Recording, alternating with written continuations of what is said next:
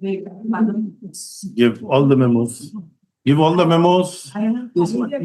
Whatever. Give the. My lord, this is my third memo. If Lokaयुक्त is not functioning for last 1 year, there is no chairperson, no member. For last 1 year, member. Kindly take it up.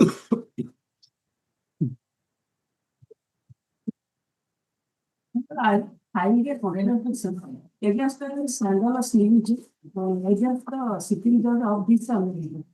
What contempt? What contempt? Against the scandalous lineage, social. What contempt? Civil or criminal? Civil. Can it lie? Whether the civil contempt lies? Criminal. Have you gone through the Contempt of Courts Act? When criminal contempt can lie, there is a provision. Some permission is required. Just look at it. Before you will have to just consult the law. My lord, item number 6 in the list, my lord.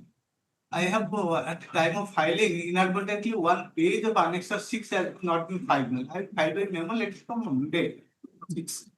You have already given. May I please, your lordship?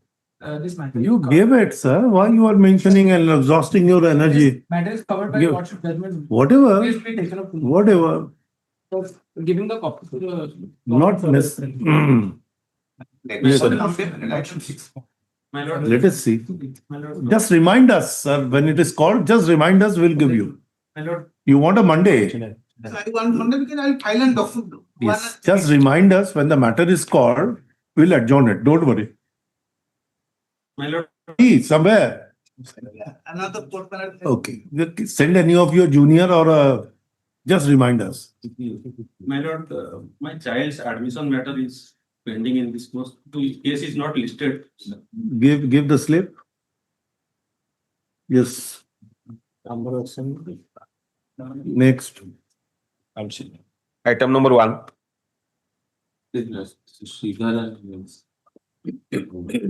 I'm being led by Mr. Sridhar. May it please your lordship. Yes.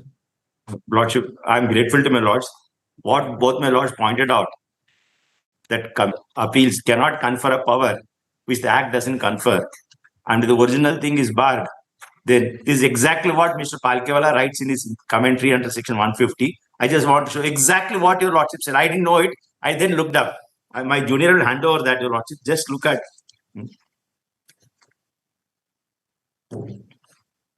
Our section 49(2) is modeled on subsection 1 of section 150 of the Income Tax Act. I request your lordships to come to page 4, because I was surprised your lordship's experience and wisdom. Exactly, I didn't know this. At page 4, just before section 151, your lordship. May I read that last paragraph? There was no provision in the 1922 Act corresponding to subsection 2. Your Lordship, with great respect, that point I have educated your Lordship, so let me. Just 1 minute, I just read it with your permission. Pertinent to your Lordship. Let him place the point. It is not my point, Lord. It didn't occur to me. What fell from my Lord, then I did my homework. I'm grateful to my Lord's. That subsection enacts a principle which is fairly obvious and which would apply even in the absence of excess statutory provision. That is, no appellate or revisional authority can give a direction to make an assessment or reassessment which would have been time barred if it had been made at the time when the order impugned in appeal or revision was made. This point I didn't articulate, but what your lordship pointed out, then I looked up your lordship. So the Joint Commission Appeal says your assessment under 43 is bad, try under 42. Okay. If under valid, then your lordship, he cannot give a direction to the assessing authority to exercise a jurisdiction which it doesn't have and which is already barred. 49(2) doesn't revive that with others. That's what I wanted to show, your lordship. After hearing my lordship, I also want to show my lord just given that his judgment in Andhra Pradesh High Court taking the same view in the context of analogous provision in income tax, but let the learned senior counsel for the revenue argue, your lordship, then necessary. So our submission therefore is this requires consideration. Otherwise I can explain other points also. And one other point, your lordships, Section 49(2) says, if a court or tribunal gives some direction, then your lordship asked whether a joint commissioner appeals can be a court or tribunal. Our lordship is, I am again grateful to my lord, honorable Lord Chief Justice. When the section itself says court or tribunal, it means tribunal is different from a court. If tribunal itself is covered by the term court, legislature would not have used the word court or tribunal. Because what I understood is that every court has a trapping of a tribunal, but every tribunal may not have a trapping of a court. Lordship, yes. Absolutely. So that is what really that troubles me. And therefore, Your Lordship, if let us stretch the revenues argument for 1 minute, Your Lordship. Suppose one did not refer to tribunal at all, then they will say tribunal is a court. But when the section says court or tribunal, it means legislature recognizes tribunal is not a court. If tribunal, Orissa VAT tribunal is not a court, much less can be joint commissioner appeals. So, in the context of section 49(2), when the legislature itself uses the term court or tribunal, it means tribunal is not covered by the term court. And the joint commissioner appeals is not, certainly lordship is not authority superior to tribunal. Even by the rank principle, it cannot be covered by the term court. And I just want lordship refer to my lord justice, honorable Lord Justice Rohington Nariman's judgment in that MP Steel Corporation, where the court pointed out distinction, Supreme Court pointed out distinction between court and the tribunal from the constitutional scheme itself. Where, which one? Item number 4 in the lordship's compilation. It starts MP with Steel. Page lordship, yes.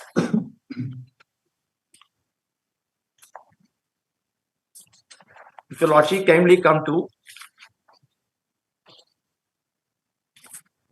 the distinction between a court and the tribunal. Yes. That is what I said. I think why I understood in that way. Absolutely, Your Lordship.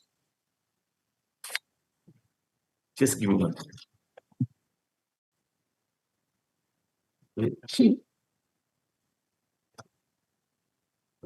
Para numbers got distracted from my copy. Just give me 1 second. My apologies.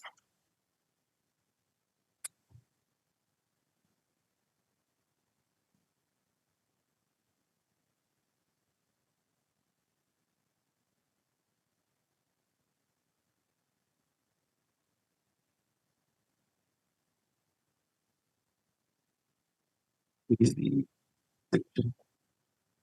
para 21, Your Lord. I'm grateful, Lord. Para 21. At page 54, para 21.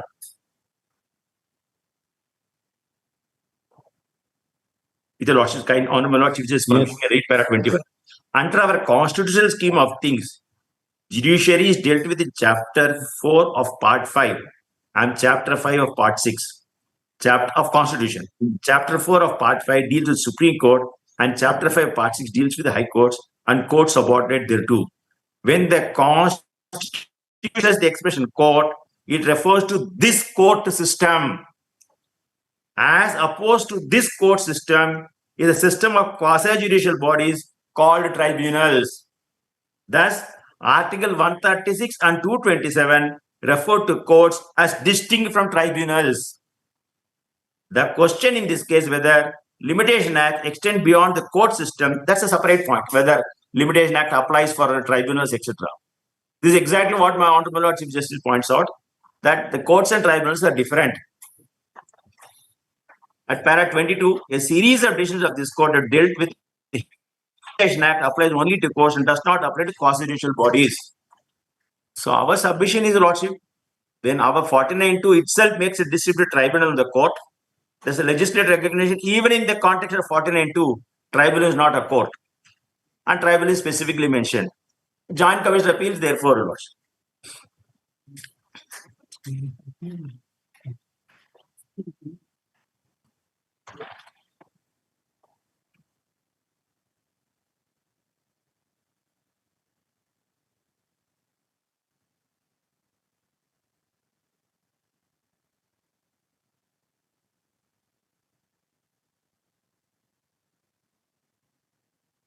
Next is another point about Section 14 of the Limitation Act. We are not concerned with that question, Your Lordships.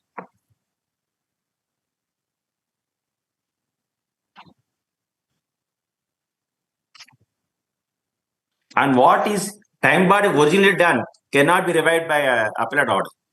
That the Lordship saw Mr. Palkiola's commentary.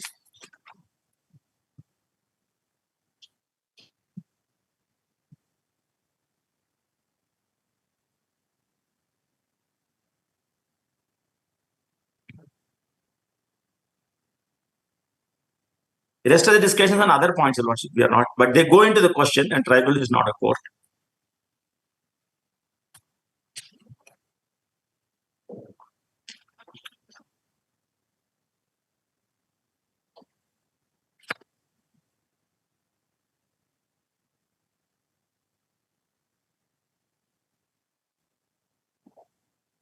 Yes.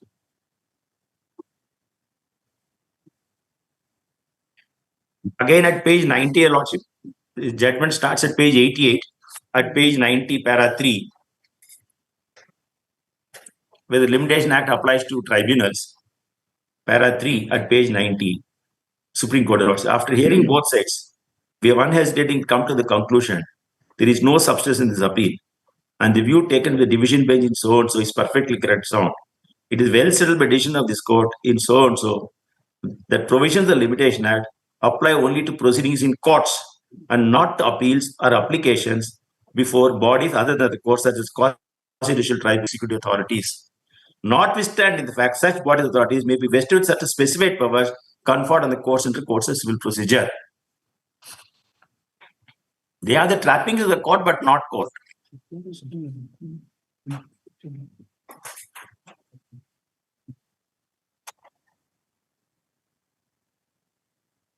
And in my humble submission, these apply with greater force because our section itself makes a distinction between court and tribunal. If the revenues condition is right, tribunal is covered by the term court. The legislature need not refer to tribunal. Only one small point, Lordship, my lords pointed out that no authority can give a direction to act contrary to law. That also page 93, judgment of the Supreme Court in Krolowska's case, at page 93, second head note, Lordships. Writ jurisdiction, scope of High Court and Article 222 is to effectuate the law and to enforce the rule of law and to ensure the authorities and articles of the state act toward them. These articles do not clothe the High Court for directing the authorities to act contrary to law. Particularly the custom authorities who are creatures of the Customs Act cannot be directed to ignore or act contrary to Section 27 of the Customs Act. The appellate authority cannot direct him that if you had done initially under 42 would have been without jurisdiction, I clothe you with the jurisdiction. That is not. This is what we wanted to say. Yes. Extremely grateful, Lord. And I'm obliged to the Lord. Thereafter, I worked on Saturday, Independence Day, Lord. Then I got. I'm grateful to you. A little hint from the court, Lord. Very helpful. I can treat it. It was an independent application of mind on our Independence Day. Lordship, mine is a different, not independent application, borrowed application of mine, Lordship. This is what Mr. Palkiola writes in his commentaries, not there in other commentaries, but Yes. which courts, my Lord, just given courts it approves it also. Yes. Yes. Highly blessed. Subject to what the learned standing council says. Yes. Great respect to your lordship.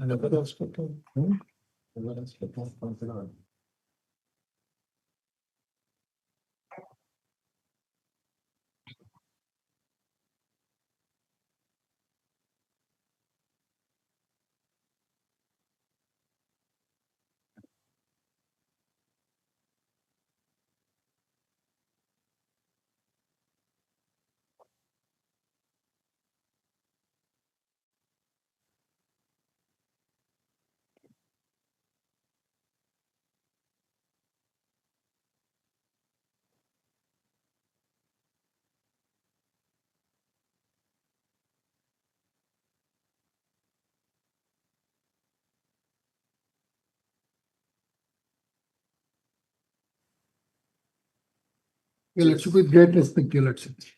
Your lordship, here this is the assessment order has been challenged, which has been done pursuant to the order of appeal, set aside order of appeal, your lordship. And here one thing, let me clarify, your lordship, what my lord and senior has submitted, section 151 of the Income Tax Act, your lordship. Section 151 is something different from that, is not a parametric provision. So far as the power under section 77(7), your lordship. Your Lordship, on the last occasion, Your Lordship, after my argument, Your Lordship, section 49(2), the limitation accrues as per section 49(2). And section 49(2) says that as per the direction of the court or tribunal, Your Lordship. So the question Your Lordship has put to Your Lordship on the last occasion that whether the court, whether the first authority is a court or not, Your Lordship. Your Lordship, that is the issue. Your Lordship, I'll go through each of the provision only for your convenience. Your Lordship, I have prepared a note and one judgment of Honorable Supreme Court, Your Lordship, where it has been decided the authority which is stopping, Your Lordship, that is the court, Your Lordship. Your Lordship, I'll go to that. First, let me clarify the statute. Let me convince Your Lordship over the statute, the power of the first appellate authority, Your Lordship. Your Lordship, may keep it, Your Lordship, let me. Yes, sir. Answer. Section, Your Lordship, may kindly turn to section 77 for a minute. The power of the first appellate authority. Section 77(7).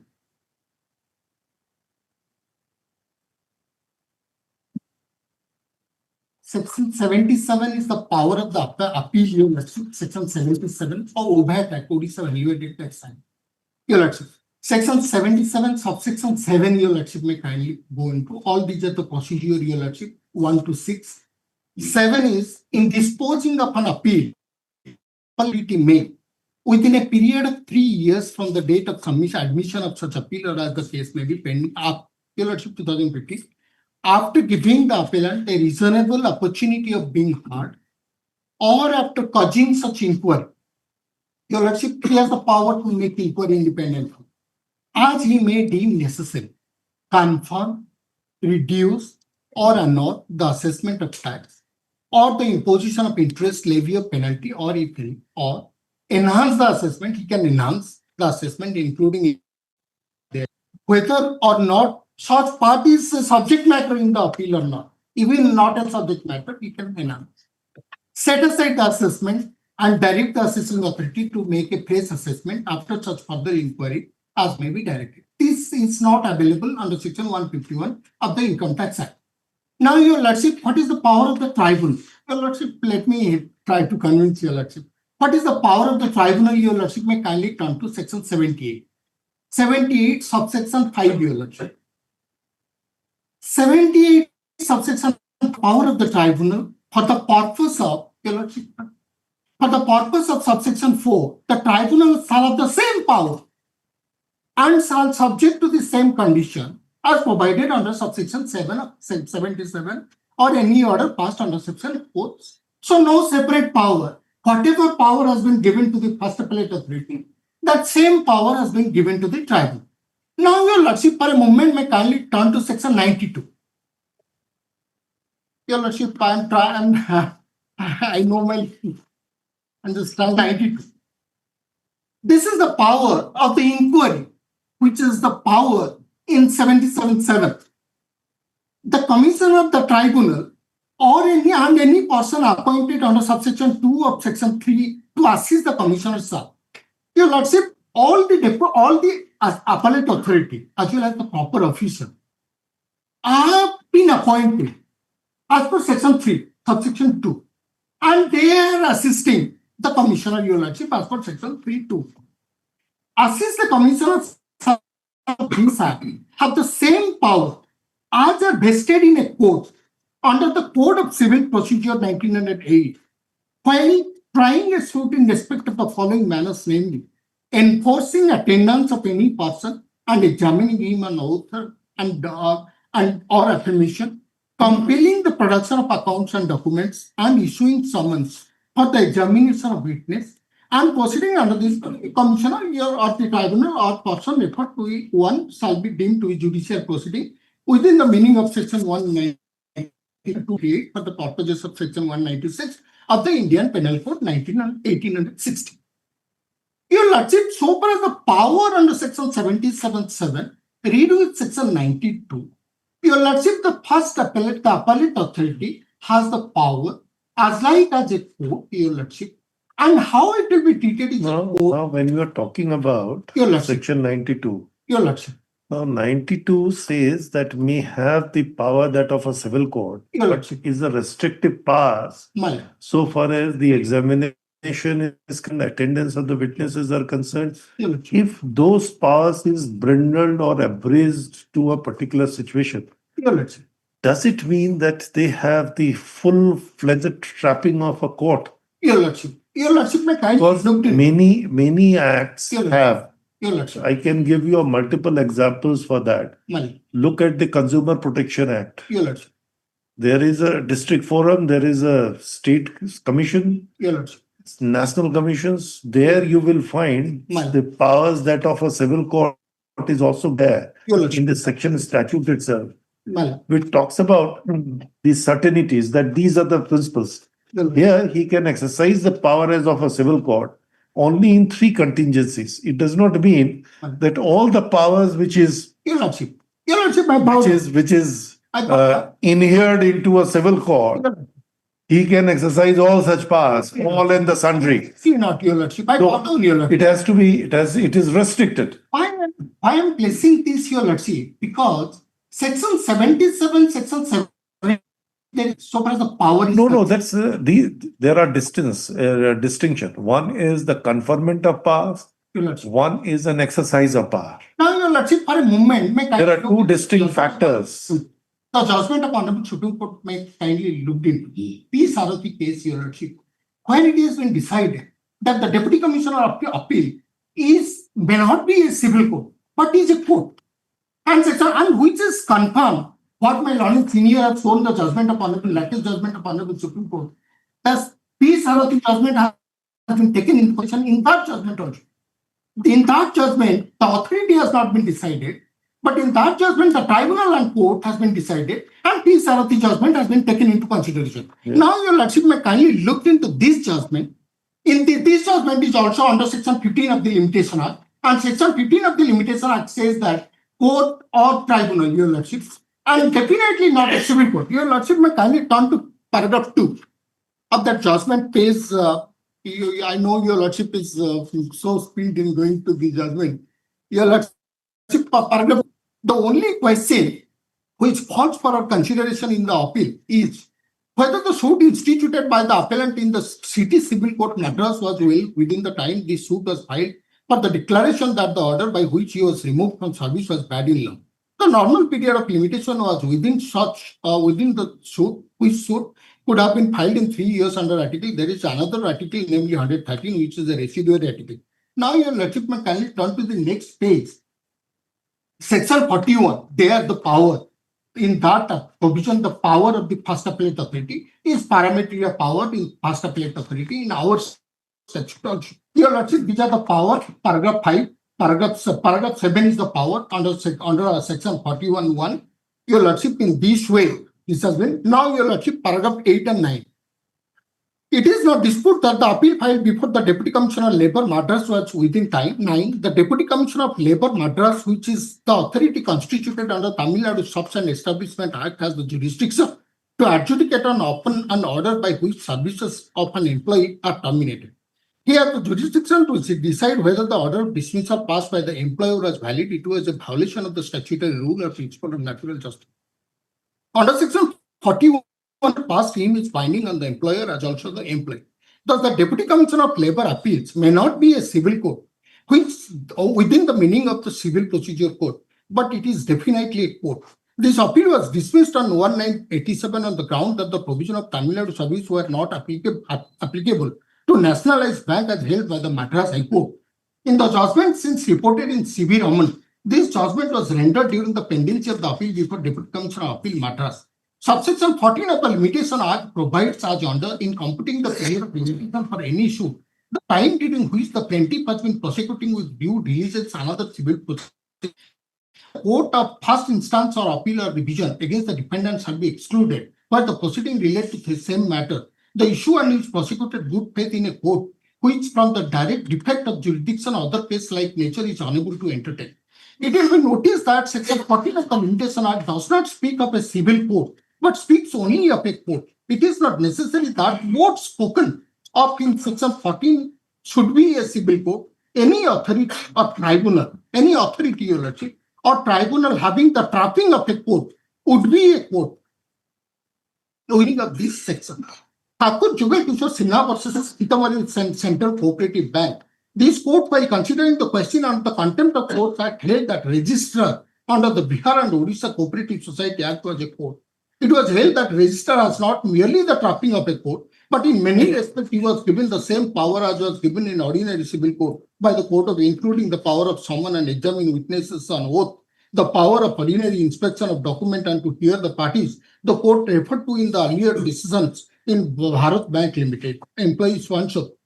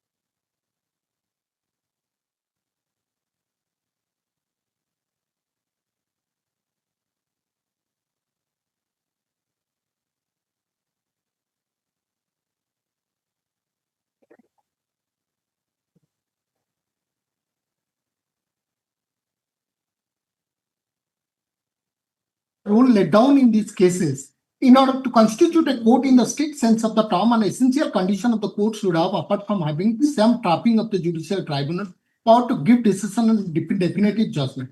In Pitham Coram, before the collector under the Redemption Mortgage Act will be held as to be civil. It was held that court contemplated under Section 14 of the Limitation Act does not necessarily mean the civil court. Under the Civil Procedure Code, it was further held that any tribunal or Distinction is Your that if you want to take advantage of section 15 of the limitation, Your Lordship. it says that anybody was pursuing the remedy in another civil proceedings. Your before the court, which definitely was the form for Your Lordship.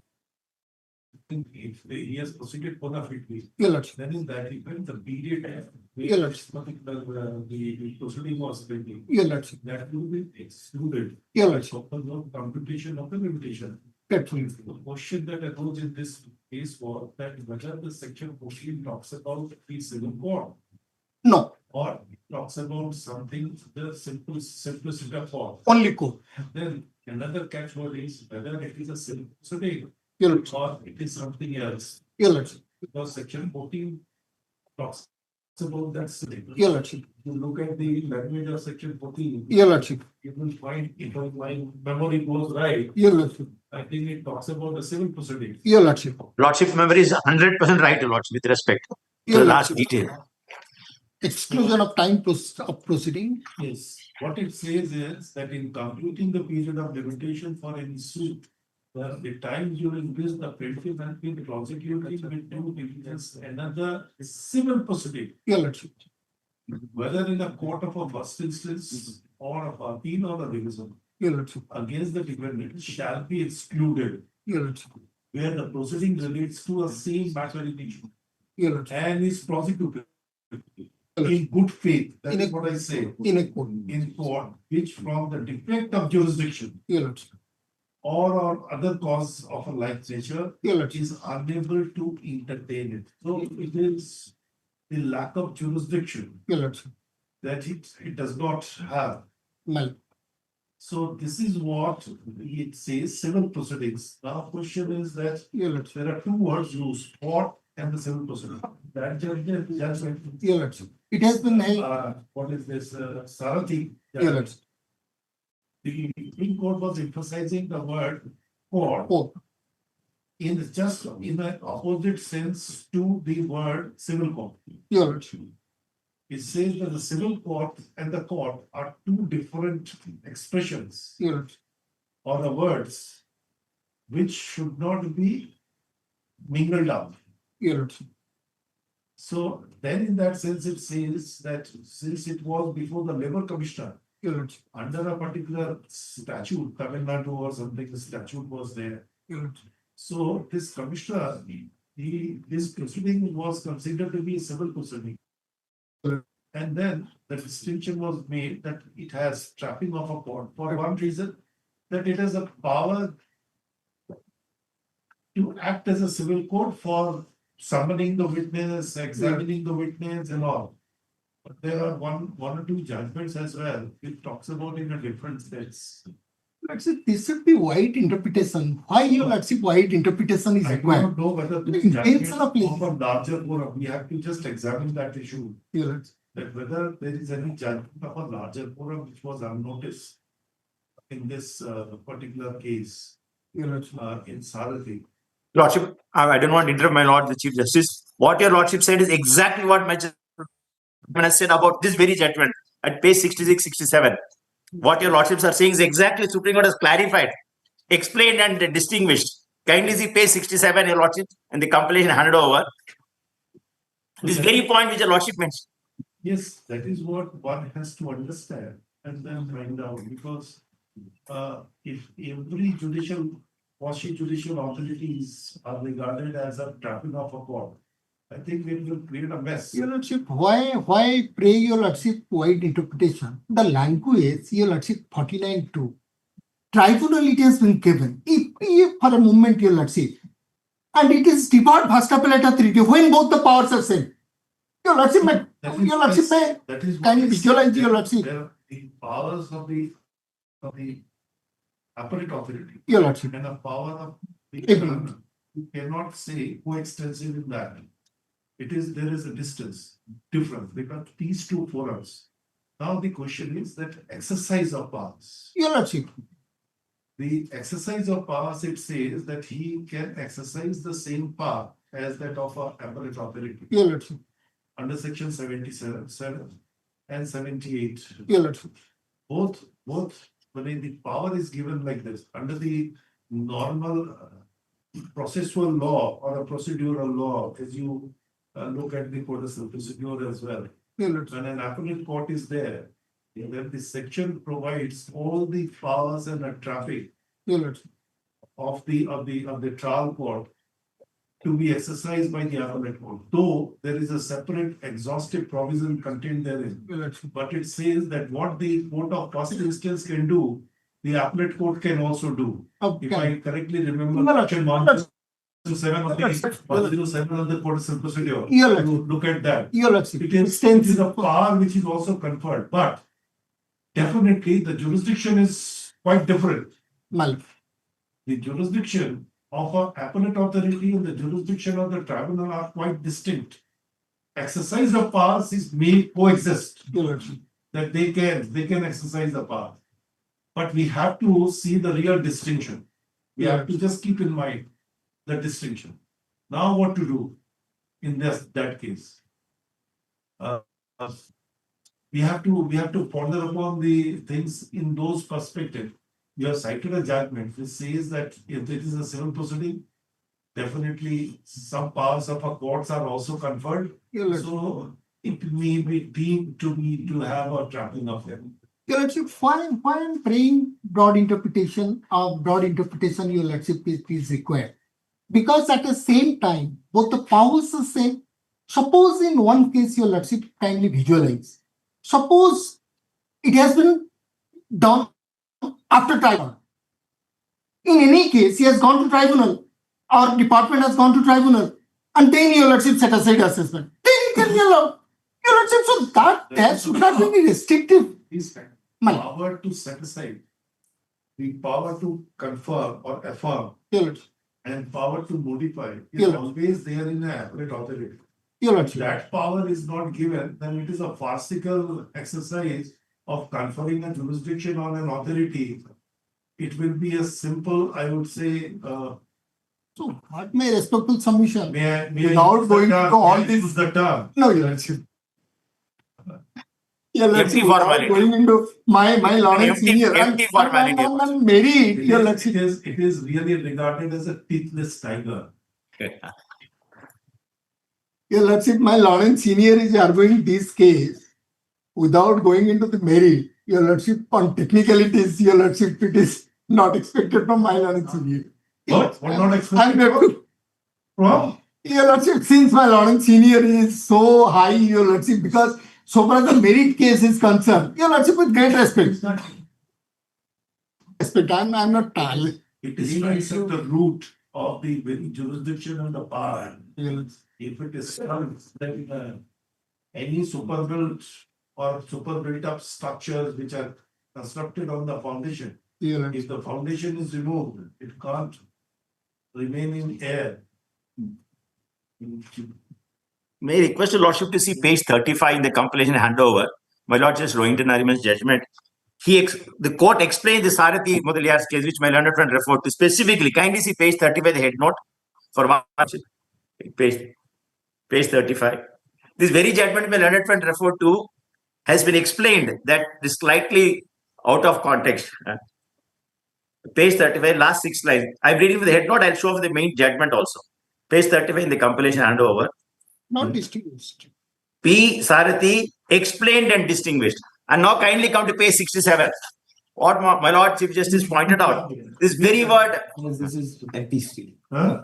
MP steel. Page 29. MP steel, page 35. Page 35. Explained and distinguished, not explained and distinguished. Only explain. How explain and show your Lordship? Your Lordship. Page 35 is there. My compilation, page 35. 67. Page 67. Page 35 is the head note. Page 67 is the main judgment itself, your Lordship. Can I take your Lordship to head note says explained and distinguished, and page 67, just before para 36, last 4 lines, Honorable Lord Chief Justice said with telling accuracy, before para 36, obviously the word court in section 14 takes its color from the preceding word civil proceedings. The court is explaining Sarathi's case. Civil proceedings are of many kinds, need not be confined to suits, appeals, or applications which are made only in court strict and so. These observations Supreme Court is making in MP Steel, qua Sarathi's judgment by learned friend refer. And your Lordship sees about these trappings of the court at page 90, the very para which my Lord pointed out, at page 90, the 85 Supreme Court, last 3 lines. The provisions of Limitation Act apply only to proceedings in court and not to appeals or applications before bodies other than the courts, such constitutional tribunals, the executive authorities, notwithstanding the fact that such bodies as authorities may be vested with certain specified powers conferred under court of civil procedure. what my lord pointed out about consumer forum, etc. at page 90. This is exactly page 90, last 4 lines. Now, this is a Sakuru judgment. Lordship, yes. Now, this is also a three-judge bench. Lordship, yes. And this Sarathi judgment is also two-judge bench. Lordship, yes. And MP Steel is also 2-judge bench. But two-judge bench says 3-judge bench has laid down this law because this 2-judge bench follows the town hall, etc. And therefore, Sarathi has been explained that in the context of section 14, because courts want to give protection to litigants, and the section uses the word court or civil proceedings. In that context, This is what I was just thinking in a perspective of the another hypothetical example.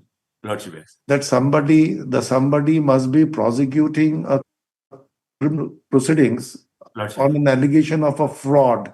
Lordship, The fraud is also a criminal offense. Lordship. And he was proceeding before the court because you can't say that the magistrate or the session court is not a court. It's indeed a And then after that, since it is also a civil liability, where you can get away with any transactions done on the teeth of a fraud, a civil suit in that nature of a declaration is also maintainable.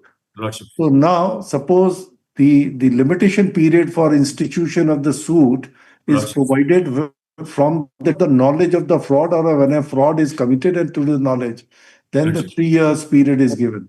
A suit is filed after 7 years or 5 years. And that too after that criminal proceeding, which ended in an acquittal. Lordship. Can he take advantage of section 14 of the Limitation Act was troubling me in my mind. Because it can't be regarded as a civil proceedings. Lordship. If it is a criminal proceeding which is there, can it be regarded as a civil proceeding I when don't think so. admittedly it was being tried in court? Huh. It is tried by a session court Lordship. With Lordship, yes. With respect, or a magistrate court. it may be This was really troubling me. Then whether we can get away with this word civil proceeding appearing in section 14 in that perspective. We cannot wish it away, Lordship. We cannot wish it away. I don't. This think so. was that troubles me. I didn't have the skill set. I didn't think of that angle. But with respect to Lord Sarathi has been explained in MP Steel that wide observation of the context. Emphasis totally on a court, ignoring the civil proceedings is also, to some extent, I believe, needs That's what the Lordship MP Steel says about Sarathi. a wider perspective. What your Lordship is pointing out is exactly what MP Steel says, qua Sarathi's judgment. Says this has done this, but the string of this. My Lord Justice Vishwanathan as a counsel read upon Sarathi in this case and said, therefore, exclude. The court said no. But they gave him relief on the ground. The principles of 14 can apply. That's a different point. And page 90 of Lordship Sakru's case specifically says, even if civil procedure court, some sections are applicable, they are not courts. And our best answer, Your Lordship, is 49.2 says court or tribunal. If my Leonard Fund is right, that tribunal is covered, the legislation need not use the word tribunal. So, in the special context of So it 49, opens in another arena, whether it was an exercise of power under section 49 or it was 42. Lord, no, that's a separate. According to Your Lordship, in terms of Balaji judgment, 49.2 is inapplicable. 42 is the assessment provision related. The assessing authority proceeded on the basis of Congress 306 under Rule 49, read with section 42, not under section 49.2. Your whole attempt by way of this written note speaks about 49.2 only without referring to 42. Your Lordship, only so far as the limitation is concerned, that has been borrowed from 39.2. So only on the last occasion, Your Lordship, when it has been argued. But not only 49, because on the last argument, when I have argued where from my Lord, Honorable Chief Justice has asked the question, when the statute does not permit whether any court of law, whether High Supreme Court can extend the limitation, Your Lordship, on that point I have shown section 49.2 is the extended limitation period pursuant to the set-aside order if any assessment has been done. And as by pursuant to that provision, Your Lordship, For that reason, my lord, and this court, honorable court has asked. Question is that when the limitation can be extended by a court or a tribunal, then in this, that's why the question fell, Exactly. whether it has the But- color of a court. Your lordship. So to answer only that So question. this is what No, now the Sarathi judgment is distinguished. Not distinguished, your lordship. At the first. And that MP steel is of a larger quorum, I believe. That I think it's also two judges. Distinguished. division MP steel. It's also two judges. Division bench. Of two Explain judges. and distinguish, but no distinction. No, it can't overrule. What are you talking about? A court of coordinate strength cannot definitely overrule the another judgment of a coordinate strength. No. Condition Your lordship. on fact.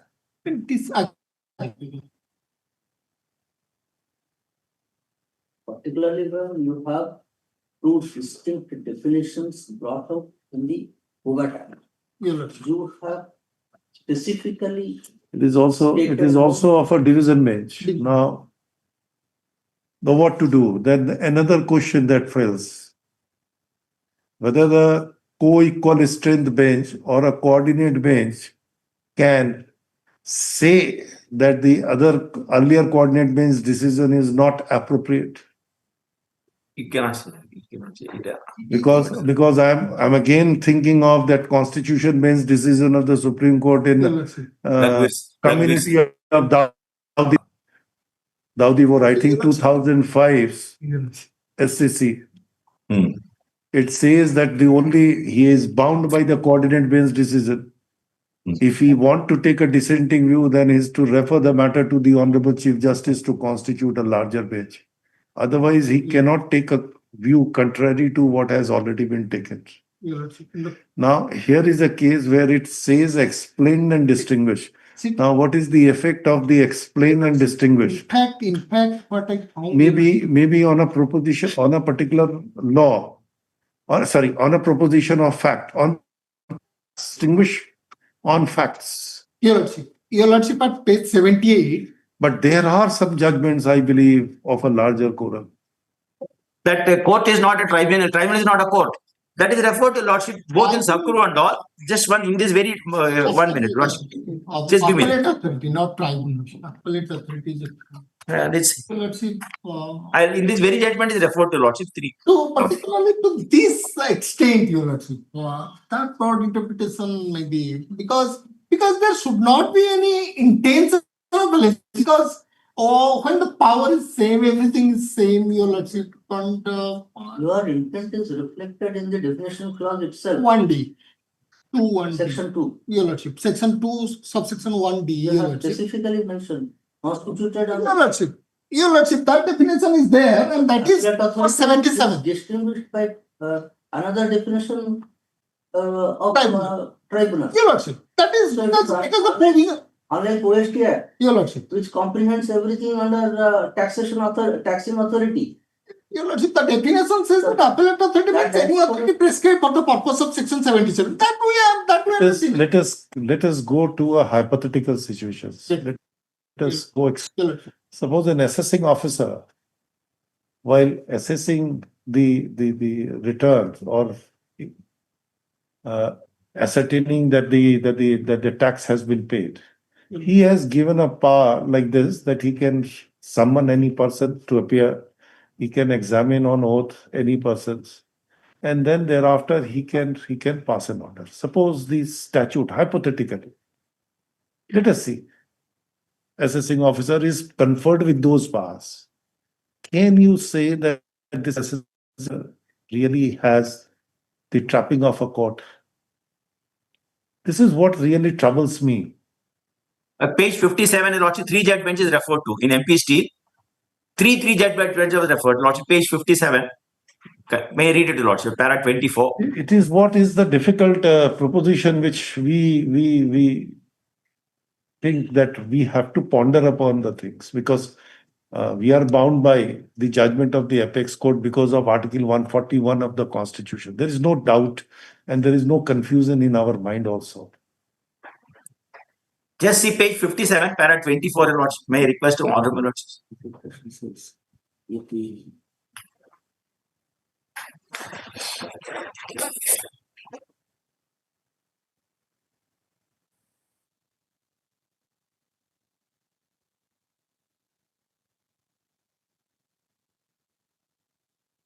Because this law, the law of binding precedents Yeah.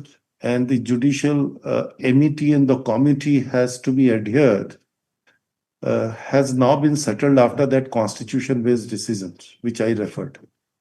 The prior, there were three views, which, if I correctly understood, was that if there are two judgments which runs counter to each, then it was that it's an earlier judgment which would prevail. Sometimes it says the latter judgment would prevail. And there was an hybrid view which was also taken in some of the judgment, which says that in a case in hand, if the facts are matching or in a very close proximity of either of these two judgments, then follow that judgment. So those principles were really operating in the field. Now, after this judgment, it says nothing. Co-equal strength bench or coordinate bench, you can't take a contrary view. If you want to take a contrary view, make a dissent, refer the matter to a Honorable Chief Justice, and then constitute a larger bench and decide. Now, it is more or less settled in that scope. So difficulty is such. Lordship, page 57, your Lordship may see para 24, that solves our problem in the present case. It refers to three judgments of the Supreme Court. Just see page 57, para 24. We'll see to it. We'll see to it. Don't worry. It refers to three judgment, which specifically says state authorities are not specifically. Allow me to do some more labor. What? If you're, let's say, all this, let's say, Page 57, para 24. The stage is now set for a decision on wide-ranging arguments. It passes out the three judgments conferred to the section 14. In no answer to this court, Mr. Karkan is right. This matter is no longer a Tegra. Ujjampur is state of Madhya Pradesh. The taxing authority is the instrument of the state. They are not part of the legislature, not they are part of judiciary. Their function is assessment, collection of tax and process of assessing. They have to follow a function which is called considered judicial. They are not thereby converted to courts of civil jurisdiction. They still remain instrument of the state and are within the definition of this. The above observation quoted with approval in Jagannath Prasad is held. Sales tax office, UP sales tax is not a court within the meaning of 195 the CRPC. No, I understood. That is why we were asking questions to Mr. Mishra, because he is harping on. So one has to think about it. There is no doubt about it. We will consider this. If it has, it has. If it does not have, it does not have.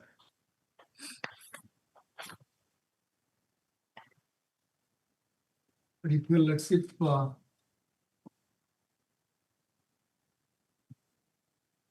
Re-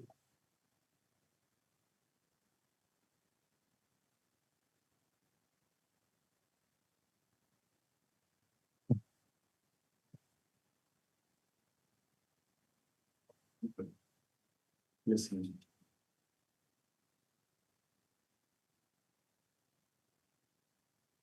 What do we feel when we have heard so much lengthy arguments? Is a better case for admission and then hear out.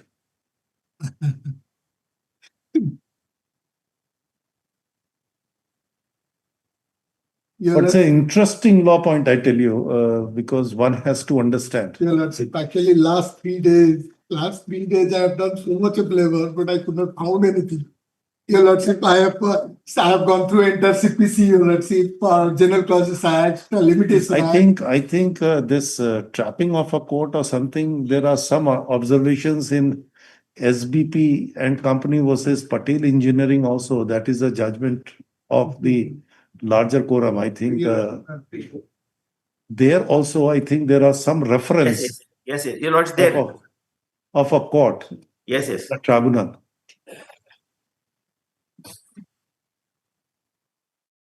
I think that is of a 5-judge bench or I think the SBP. Think it is 5, Your Lordship, subject to correction. But Please look at that judgment as well. Section 11. The question was the court and the trapping of a court.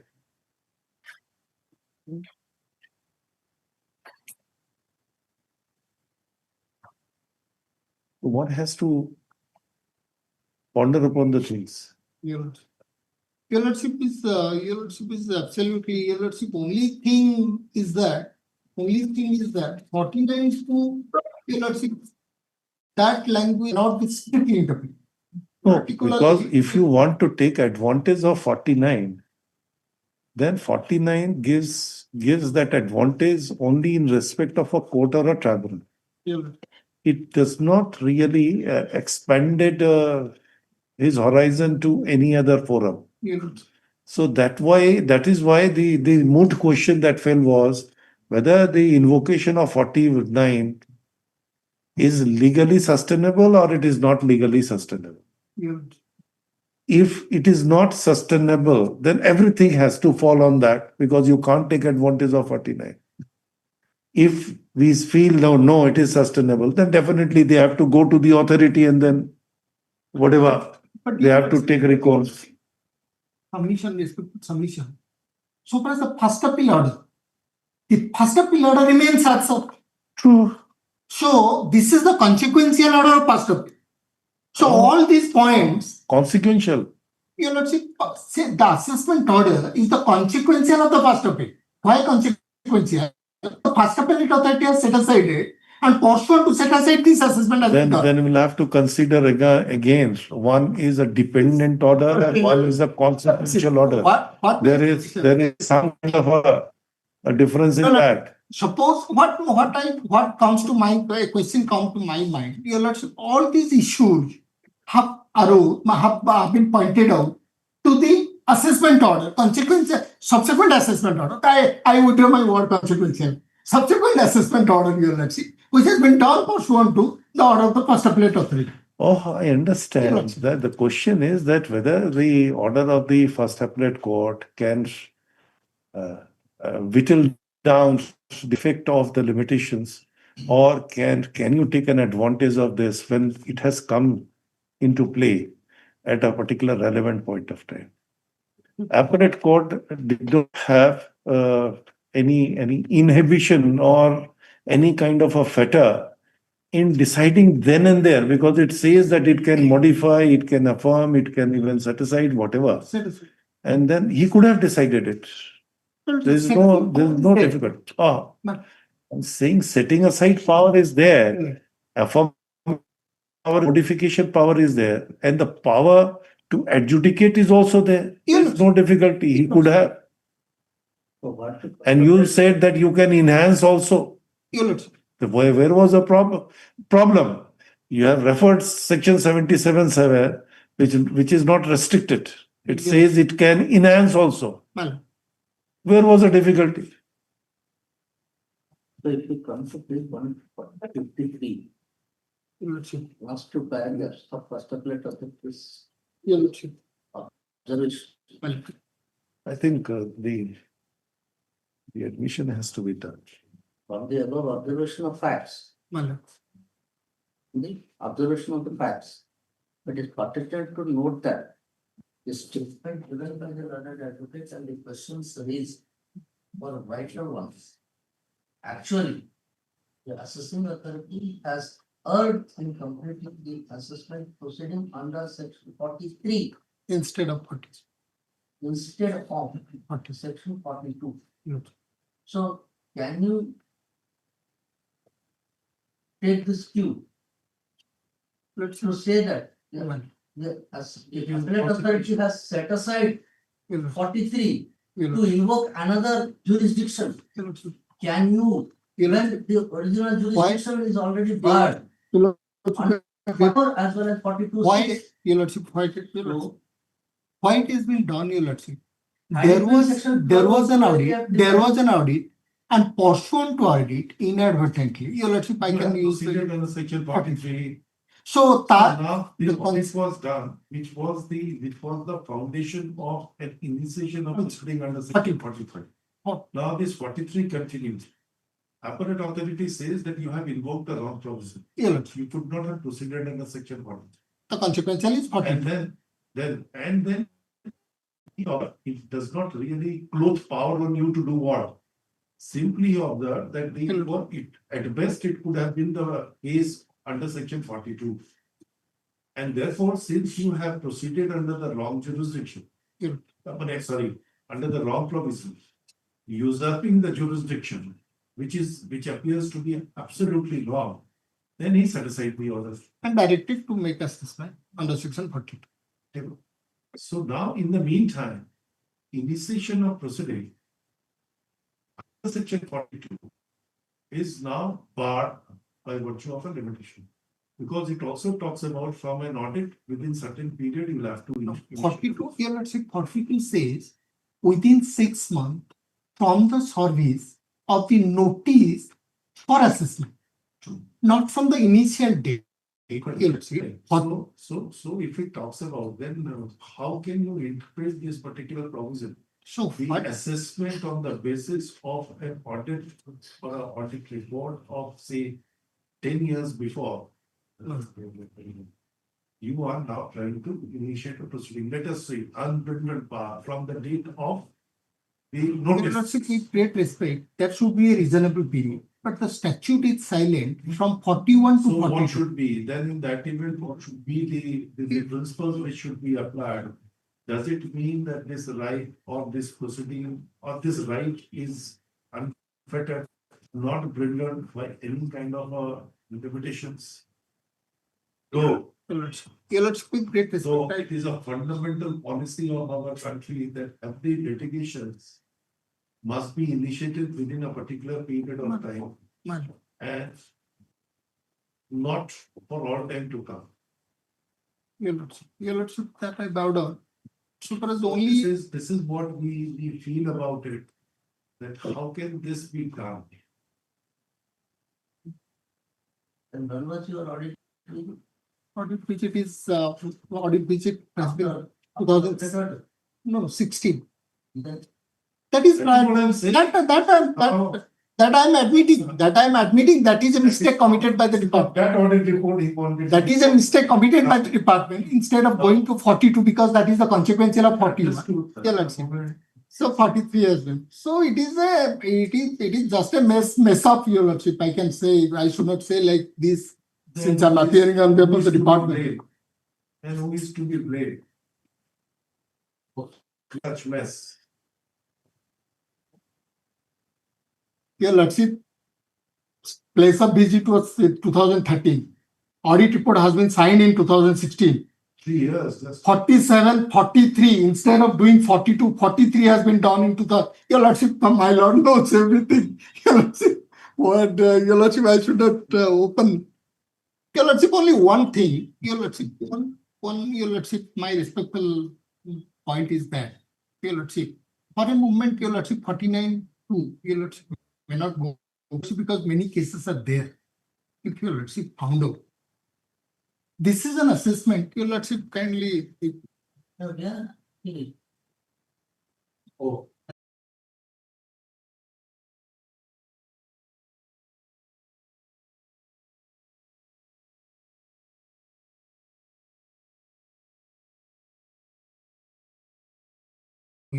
But you have raised this. I have argued, Your Lordship. From my wisdom, Your Lordship, I have argued. And Your Lordship always says that you cannot develop, Your Lordship, the assessment order. So that we can take that advantage. That's a legal point you can definitely take, that it's not necessary that one should write the provision of law for its invocation. What I If submitted. the power is conferred, he can exercise that power and it will be, he can exercise the power within that. The A was read upon section 49 on page 169. Assessing authority is read upon 49 to Lords. In the present case, factually at page 169 in the writ petition, assessing officer referred to page 1, section 49 He has expressly read upon it. He has expressly read upon it. Besides, pertinent subsection 2, section 49, so and so. So there is no difficulty on your part. 169. Page 169, Your Lords.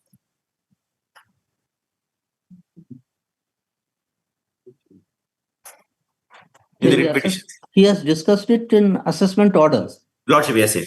Perhaps Sangita theatre principle has been adopted here. As my lord has said, Lordship, yes. If exercise of power is there in the statute, merely Lordship. because exercise of provision is not stated while exercising the power, Lordship. the conferment of power vested in the statute, that would suffice. Lordship. So Lordship, yes. there's no difficulty. And he has read upon also on 49, he expressly read upon. I'll leave it to your lordship. Yes, sir. So a senior counsel doesn't go into that arena which you are apprehending. So you should not apprehend that is the first time, that's your brainchild. You have invited a trouble, no. Assessing officer himself has. So let us see the interpretation of 49(2). Yes. And your lordship, if I'll find any, I have submitted that written note, small note. Take note of that. I have submitted, and if no, that is.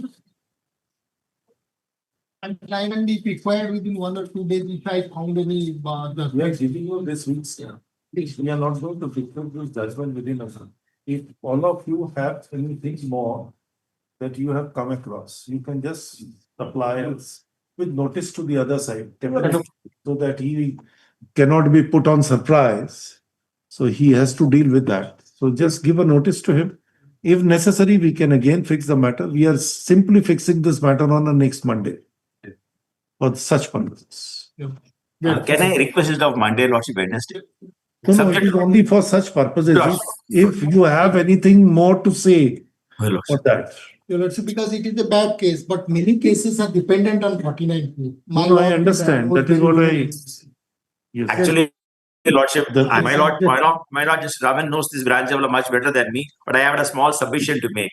According to my reading of 49(2), it applies if assessment is made under the Local VAT Act and assessment is done under CST Act. It doesn't, within the VAT Act section is not covered. That is, I have prepared a small note to Lordship, Mr. Mishra will, my learned friend Mr. Mohanty will hand over. On a true interpretation, Lordship, it happens frequently. On Monday. On Monday. He will hand over now also. There's no difficulty. 1 page note only. It's a 1 page note, 2 page note. The hearing has substantially been done by the respective counsels.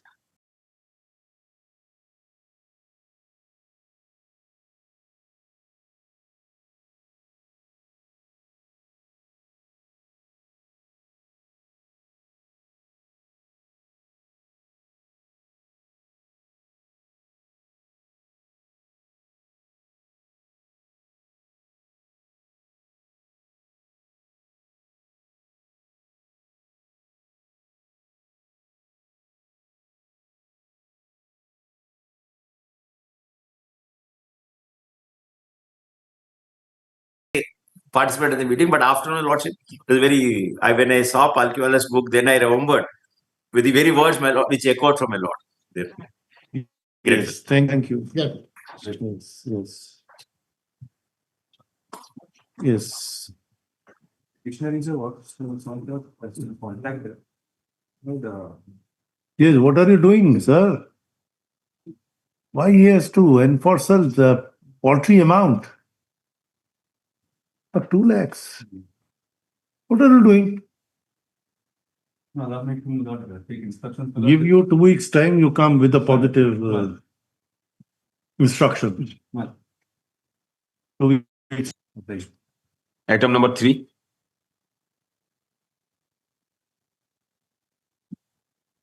No, the petitioners of the villagers are challenging the appointment of dealership of opposite party number 6 who misappropriated the food stock. What is the FIR? What is the outcome of an FIR? The lordship may kindly come to page. What is the outcome of FIR? He has, no, it is said. There is a misappropriation. Oh, no FIR is lodged. Under Annex 6, and that person again has to be appointed as the government decided. Your lordship may kindly come to page 50. It is Odia vernacular. My lord, you can see the Sukinda block of Pingal Gampanta somehow about join the Sarakari Kuchula Vikra, Kendra Susam of a Kauti of Montana Pain, ପୂର୍ବତନ dealer Ashok ଦାସଙ୍କ ବିରୁଦ୍ଧରେ ହୋଇଥିବା ଅନିୟମିତ ଅଭିଯୋଗ ଅଶୋକ ଦାସ दोषी साब्यस्त होईल तर 78,882 Nothing goes in my mind, sir. 78,882 rupees has been recovered from that particular opposite party number 6, as he has misappropriated the PDS public distribution systems rice. He in is the- found guilty. Yes, my lord. On being found guilty, so and so has paid this amount. My lord. This is fine, My lord. fine amount. Again, government also going to decide to appoint that person as the dealer of Pingala Gram Panchayat. Instead of that. If the law says that a penalty can be imposed and a fine can be imposed, if the fine and penalty is imposed, and if he has deposited it, then what more? Then objections are invited. My lord. No objection there. Objections are also submitted before the authority on 3/4/2025 on Annex 7, page 51. Certain villagers. Some My villagers. lord.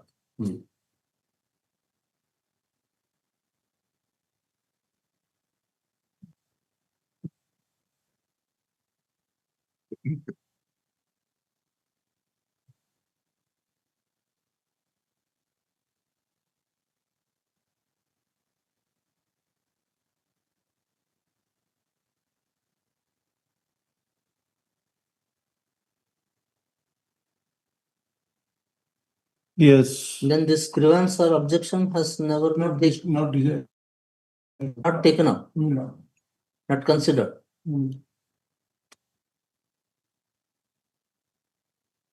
Yes. The annexure 6 million. That invalid objection from the locals, whether if this person should be appointed as the dealer or not. Pursuant to that, they have submitted their objection. But he has not been appointed. Office number 6 has not yet been appointed. So they apprehend that he might be appointed. That is why they have filed the writ. How? He has not been appointed. My lord.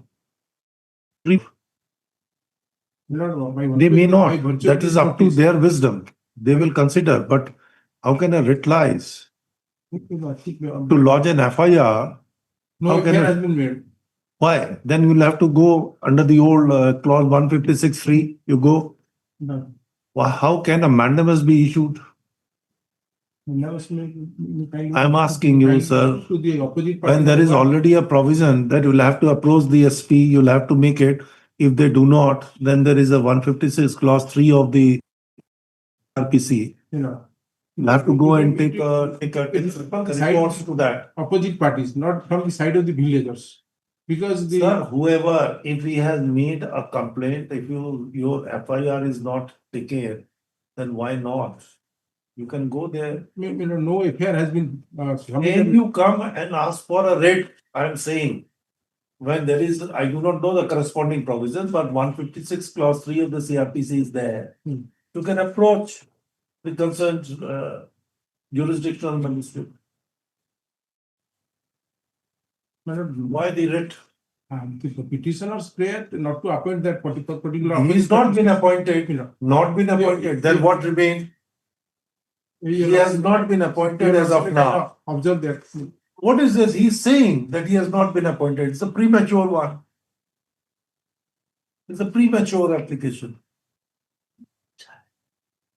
We have to reject it. No, you're also kind of observe that. Reject. We will not observe anything. You can't dictate the bench to write something. No, I am not dictating. You're also. That is what you are really trying You're also to do. kindly come to page 62 Annex 9. Whatever, They- sir, they- what is your right? Your right is already there in the statutory. You go there. Allegation, that particular opposite. Sir, understand, they will definitely take, when they take a decision to appoint, then they will take it. It does not mean that everything is to be done in this way.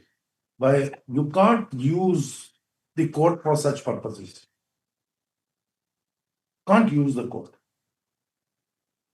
No. The law is against it.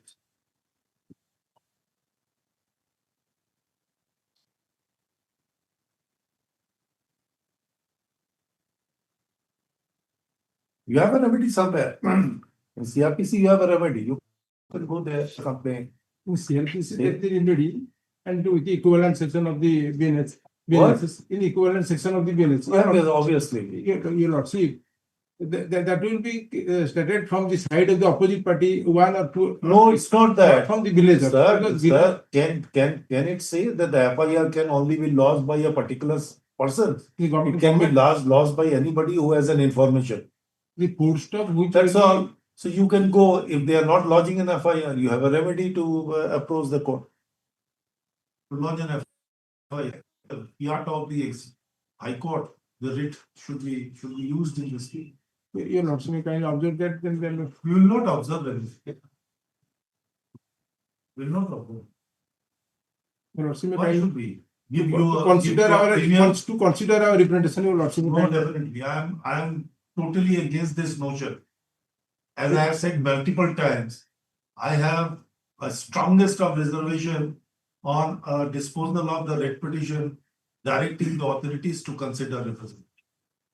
If I find that you have a right, I am there to give you a right.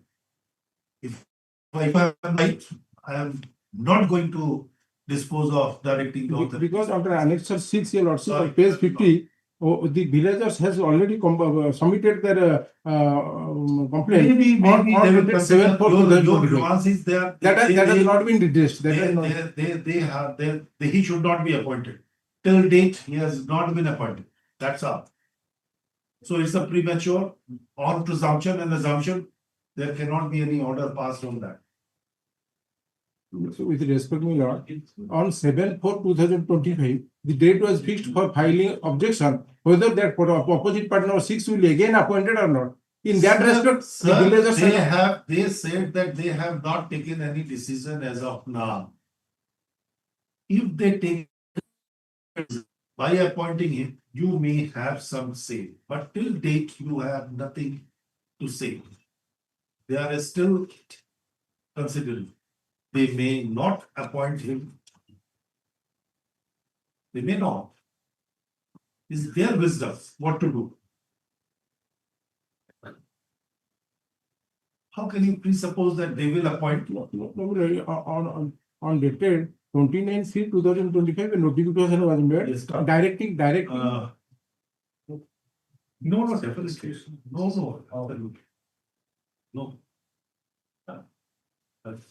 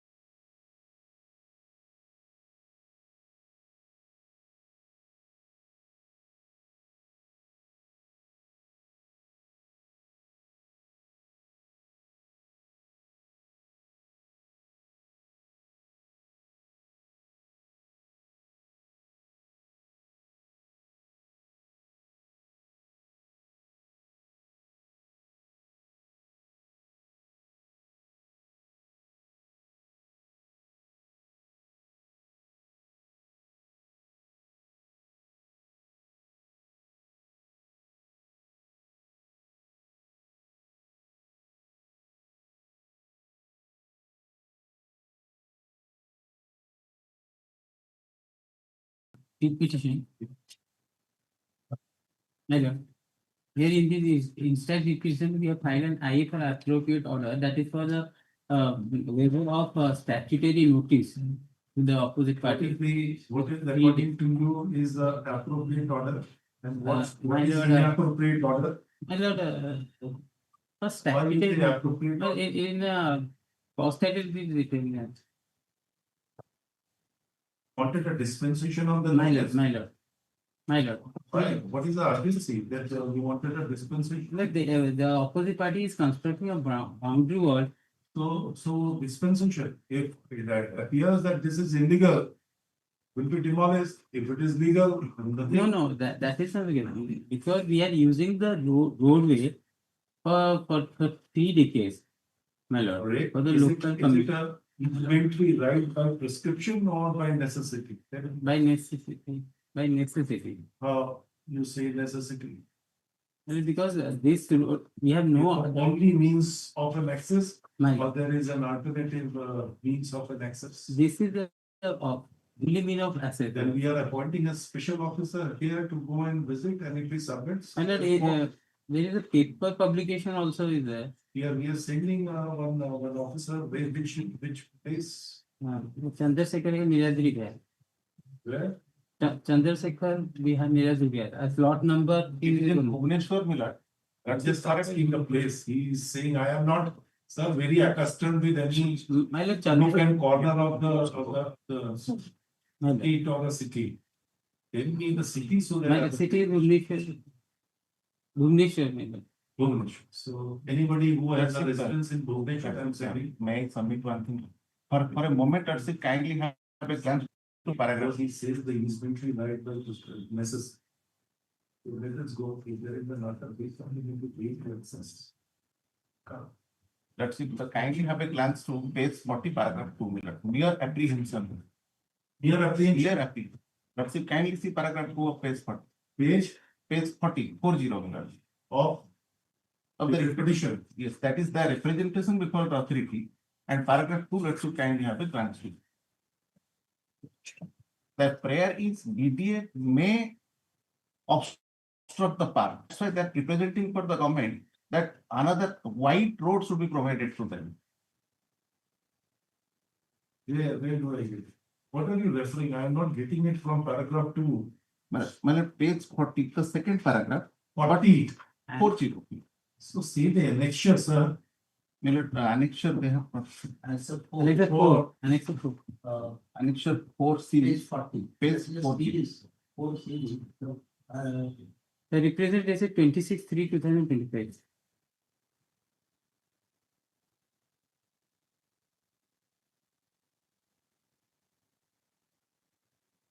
Yes, Ramana sir. My lord. My Chandrasekhar. Chandrasekhar.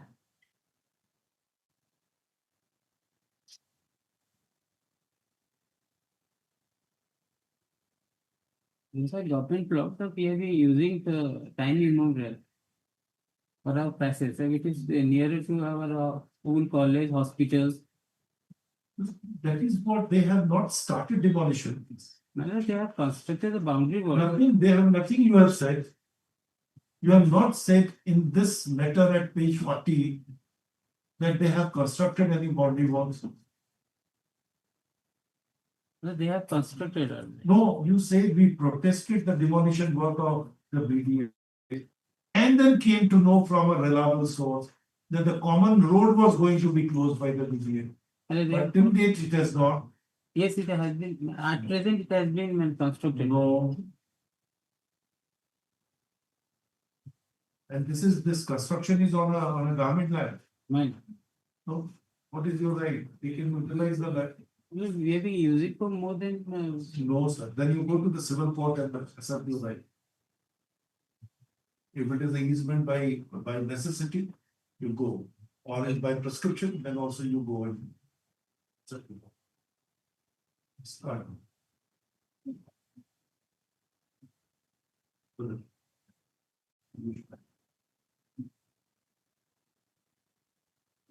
Absolutely.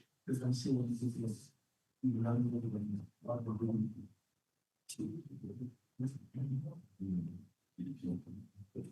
instant repetition is why.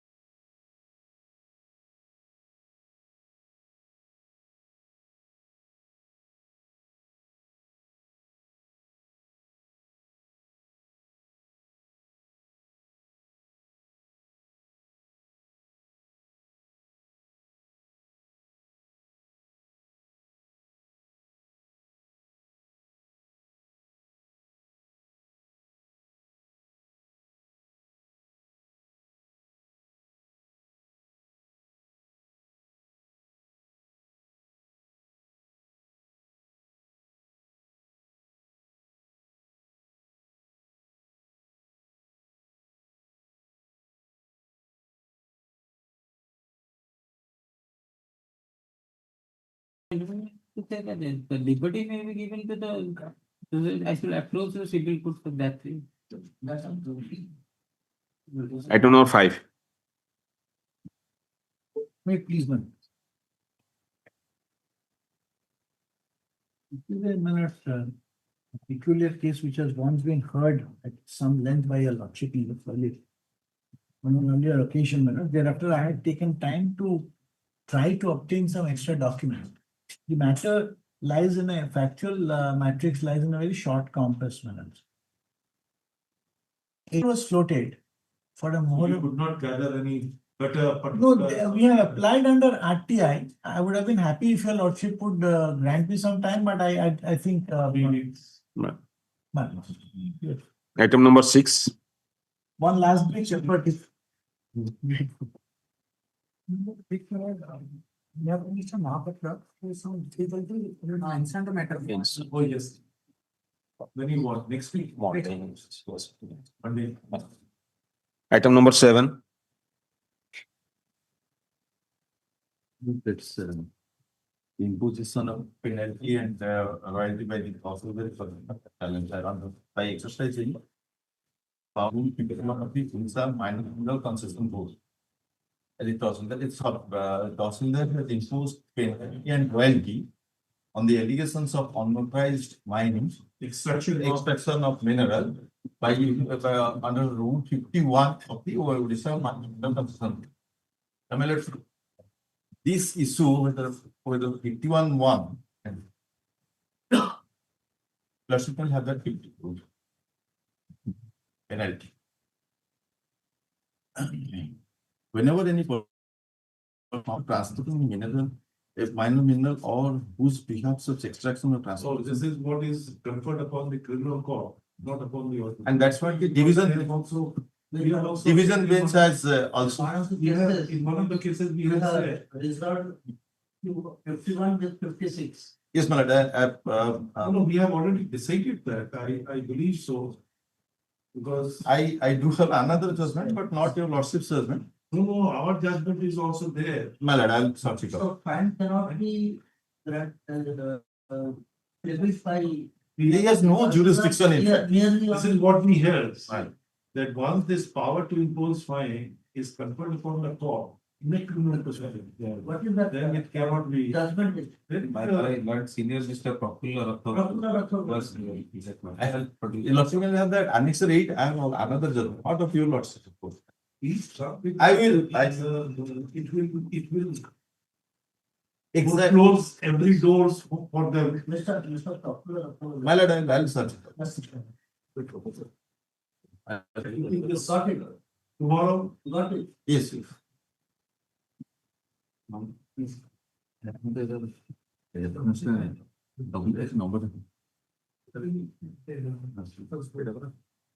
Officers were 51. 51, Reconcile. 51, 1 and 51, 4.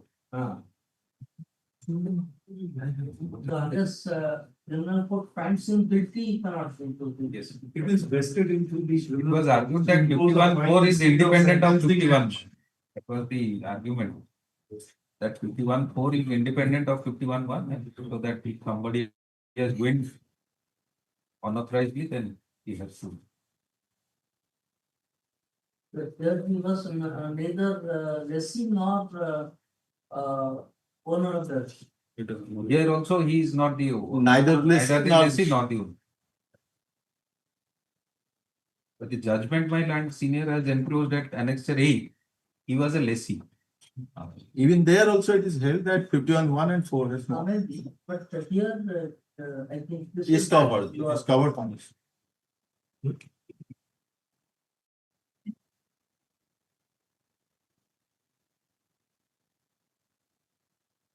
There is a long way mentioning of the rule, 58(1) has been imposed.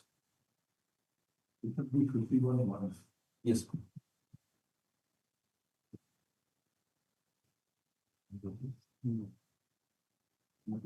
Yet there is also another aspect with Tahsildar. Prior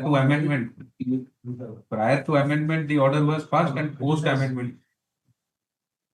Already proceeded under rule 58(1). This is that the amendment 1.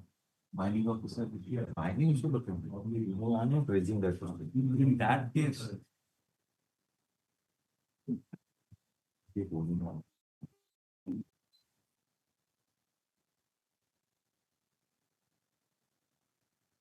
Actually, proceeded no for 50 for why. Here also form Y. No, no, he is not a licensed. I am not a. not a license. Absolutely imposter. Yes. I discovered that the petitioner is not the holder of a mining license, nor a lessee, nor a lease in this favor is a or is a holder of the proprietary license. Yes. Same man. I'm neither. The same man. Is disposed of.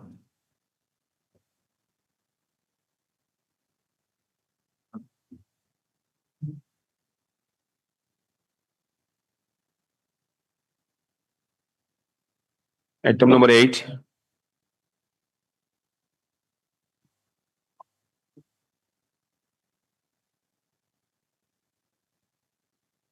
Item 8. If petitioner before this pharma industry, which manufacturer You are assuming violence of a particular provision of the act. It's a central act or State act. And that is also it repealed. contains the Bihar and Odisha. That's why I'm asking. That is a repealed statute. The virus of the repealed statute has been changed. So that repeal then is not in existence, sir.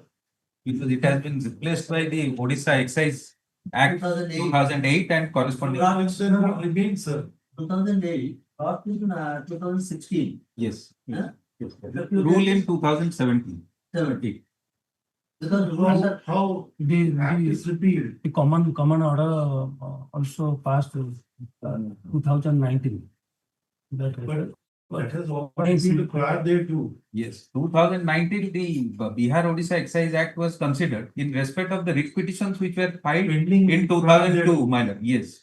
Listen, So this is Ma'am. not a case of such nature. my lord, my simple prayer is, while paying as per the government provision, so while paying the application fees and license fees for use of molasses, in the meanwhile, after 5 years, basing upon the order of common order 2019, the authority not received the application fees and license fees. But all of a sudden, after 5 years, they issue a half margin issue by the excise auditor and issue notice to the petitioner by the collector and mentioning therein you have not paid the license fees and application fees since 2017 to 18 up to 2022-23. 2017, like 2017, the old act was repealed and new act has come. You are challenging the old act, provisions of old act. Repeal that. Repeal that. Can you tell me? My lord, that is Sir, if you come to page 67, I'm challenging Sir, Annex if you 3. come to page 67, the as input proceedings of Odisha Excise Act 2018, which came into force in 2017, and demand is relatable to post 2017. So your prayer is to prayer is with regard to section 212A of the Bihar and Odisha Amendment Act 1998. My lord, my prayer. Prayer- For IV 4. Second prayer. Okay, then let's go. My prayer. You are challenging something under the new act, and you are challenging the old act. Validity of the constitutionality of the old act.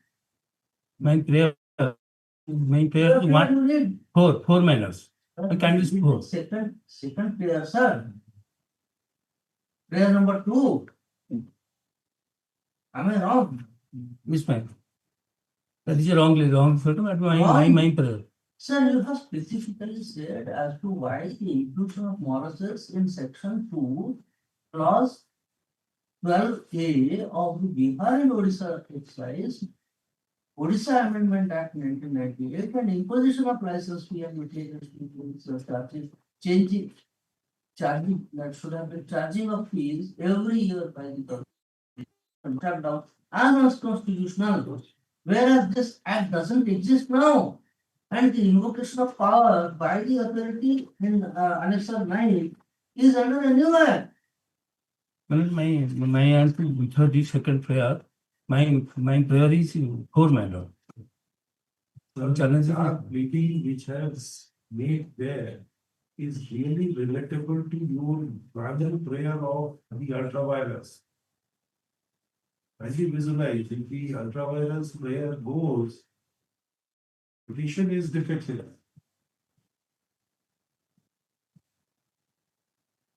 my prayer for my lord, I be for. Sir, I understand, sir, Yes, but ma'am. your pleading, the belief is in conformance with the pleadings.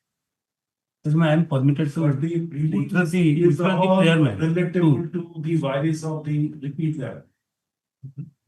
When we consider this, suppose we delete, but the foundation, that also goes. The paragraph is based on old statute.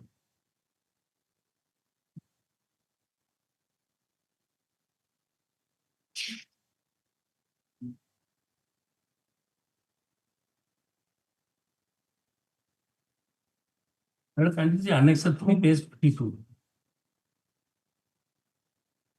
The paragraph 10. Madam, Annex 3 The series. paragraph 5, the paragraph 10.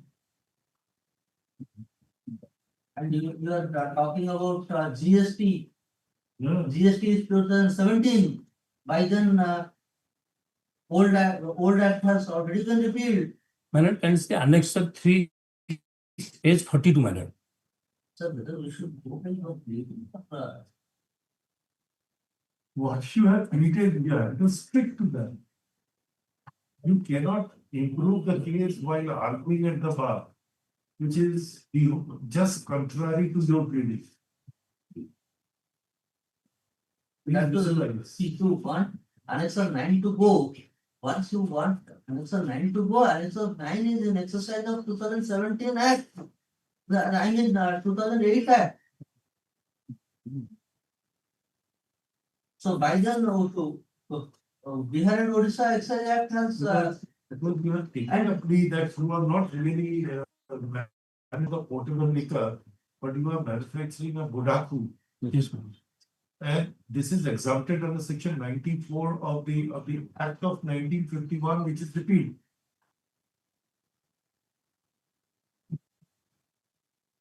What to do?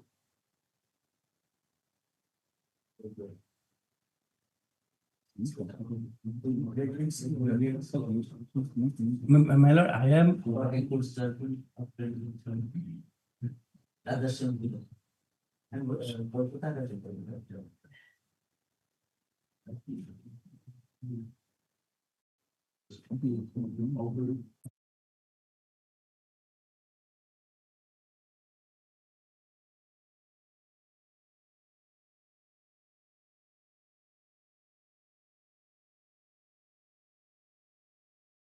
Annex 3 series, page 42, my lord. The while I am paying the as per the time to time, as per the government guidelines, the license fees and application fees, they issue notice so cause. Mr. Counsel, you could not get it. What?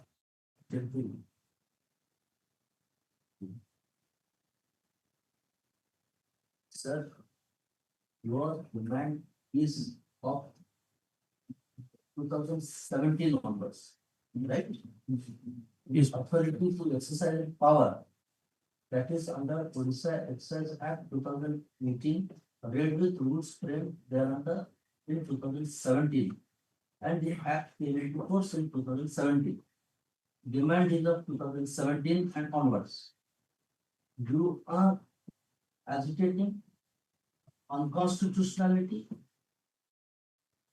a term which is included Did Bihar and Excise Orissa amendment with regard to molasses prior to 2008?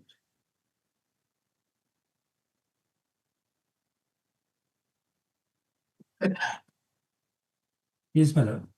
So is it permissible, your pleadings, para 5, para 10 and other paragraphs? Because the authority has not exercised the power under the act which you are challenging as an authority. So how will this argument go on?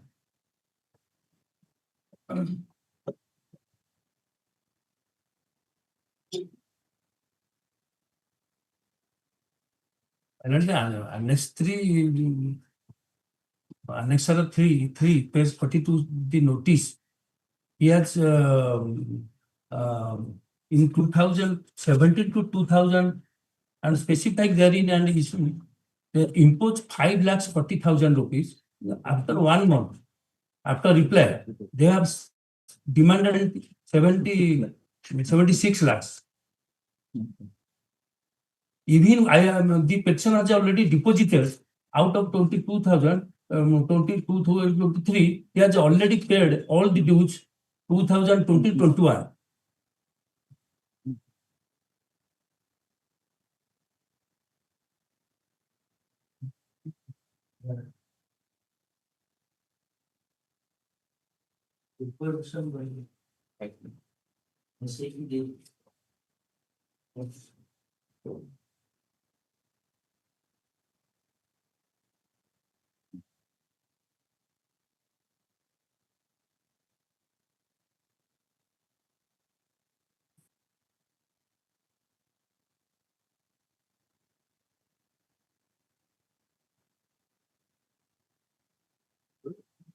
This 69.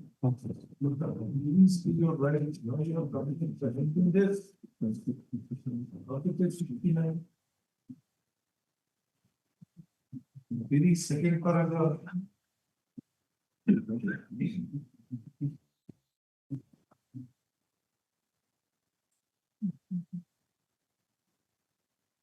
Page 69, the proprietor may summarize Sri Hasina Machka has submitted recommendation requesting for not to take any possible action against the unit and has sought a grace period to comply with the provision of the Odisha Excise Act and rules for obtaining the required license and regularizing operation. This is that since you have given an assurance, they have removed the seal. Granted you have 15 days time to comply with the elections. But I have already given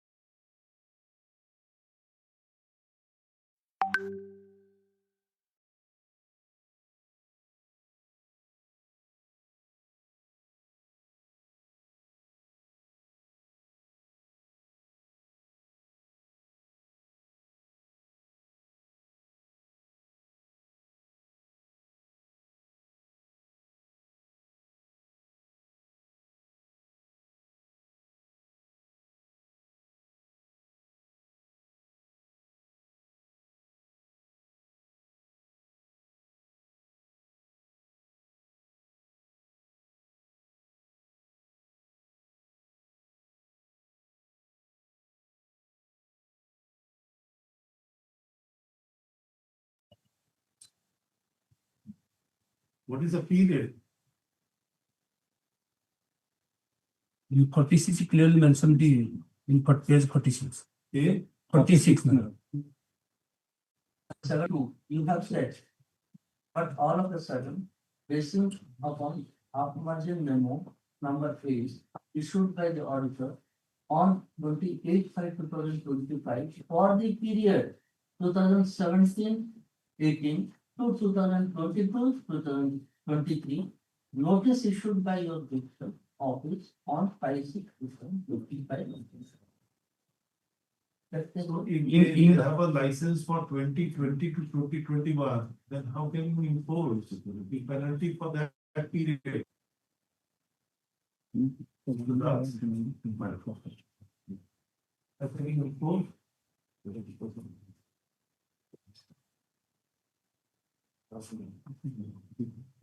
have just removed the license. Which is the place, which place, you just, what is, which page? Page 46 madam. 40? 46. No, license which you showed, 19. Page 19, annexure 1 to be. 19. Look at it, this is the license for possession of the molasses for bona fide use. You have given for 5/10/2020 to 31, at least for this 6 months period. When you have restricted the quantity as 100 tons. For this particular period only.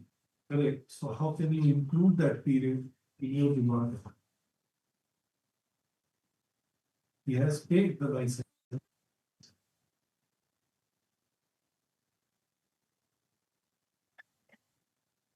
It's 72. Mr. Das.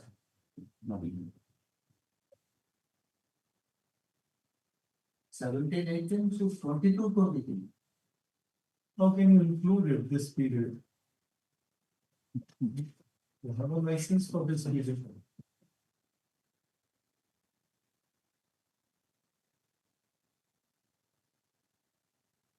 Have they exceeded the quantity in an audit beyond 100 tons? Double. For that particular period, my lord. That period, thereafter, what has happened? After 31st March 21? There is no. My lord, another amount 70,000 also pending, annexure 6 page 58, that is excess 70,000 deposited. In that respect, the OP number 2 has already issued notice to the OP number 3, but no refund as yet or adjustment. Sir, that you have applied for renewal or extension. 5 minutes. Have you applied for renewal or extension 31st March 2021? My lord, sir, thereafter no apply as because they have not received the, they have not issued the challenge for deposit for the aforesaid fees. Only for that they have not deposited. Basing upon 2019 judgment number.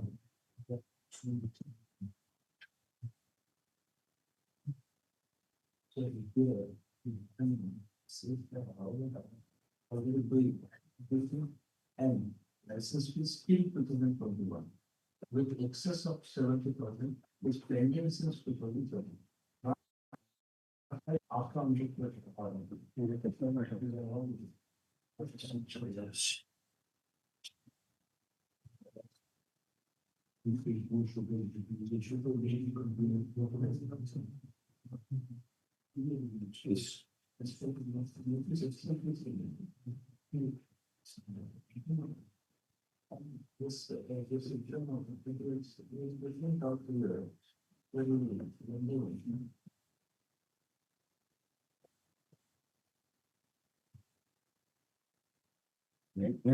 Let me take instruction from the authorities.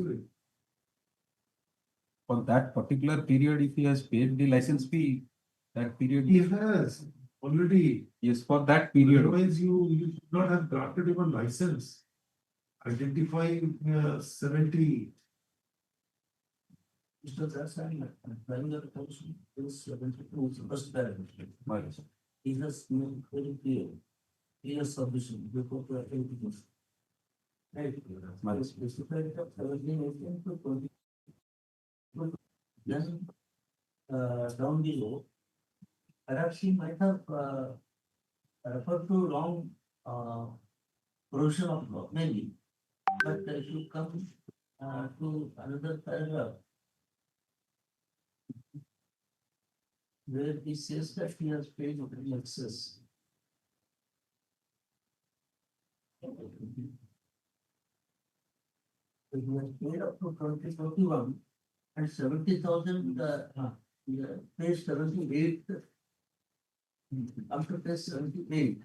So, subparagraph. However,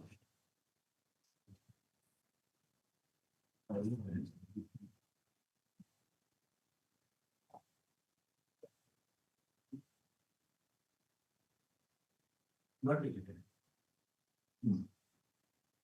So, prove that there is no reply from your side, and your notice is silent about the period.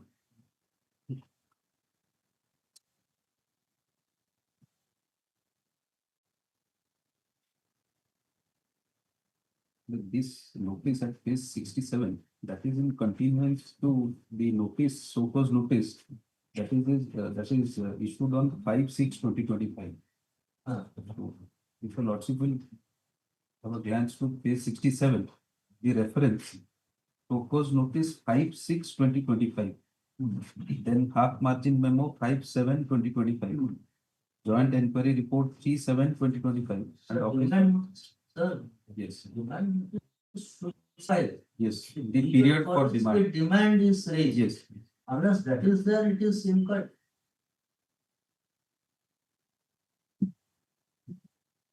One notice can't be so nebulous. It's specific. And this must precede some observation by an order.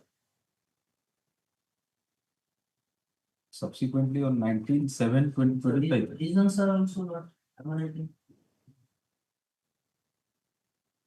Lordship, I keep it to Monday, I'll just verify with the operator. You said that almost Yes, yes. 20 part, this court has already held.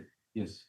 Court in division bed, referring to molasses, Molasses. manufacture and storage. Yes. This court has made clarified with respect to many dealers, many Yes. manufacturers, they have come. Now molasses has been incorporated as an intoxicant as per the definition of the Odisha Excise. There also, Yes. but this court in a division bench. Yes. That bit is there. I've gone. He has included as a two. That there is Hanukkah and others. 2019 to ILR.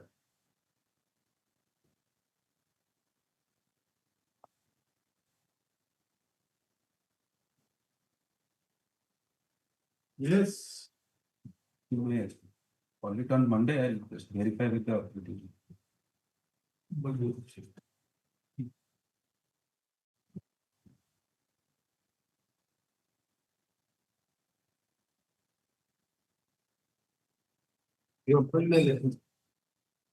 I make a mention.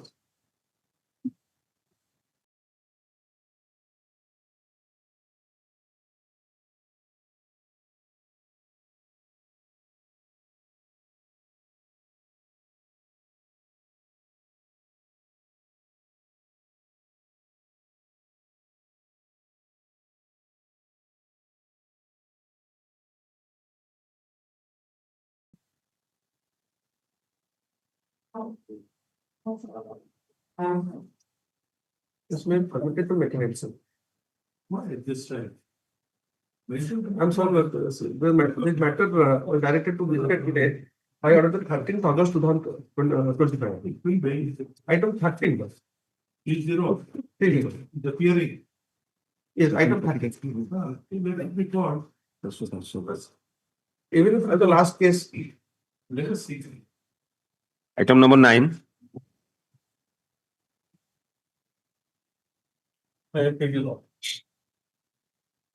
I had to petition ask for contractual or something. Pursuant to annexure number 2, quoted by the OP number 2 year lawsuit, is applied for the video lawsuit in the month of April 2025.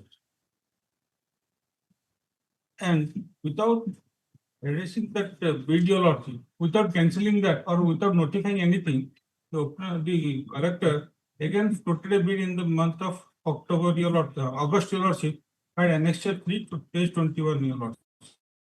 The same condition, everything is same, only the date has changed. I applied in the first video lawsuit.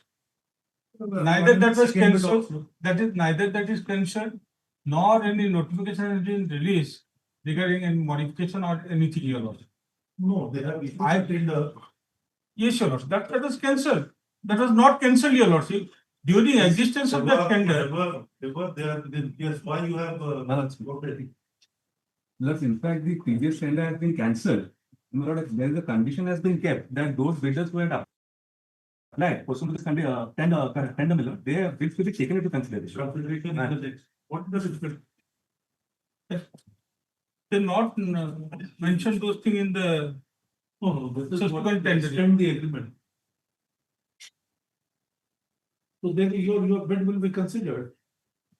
The copy Your will be. remarks is meted out. Yes.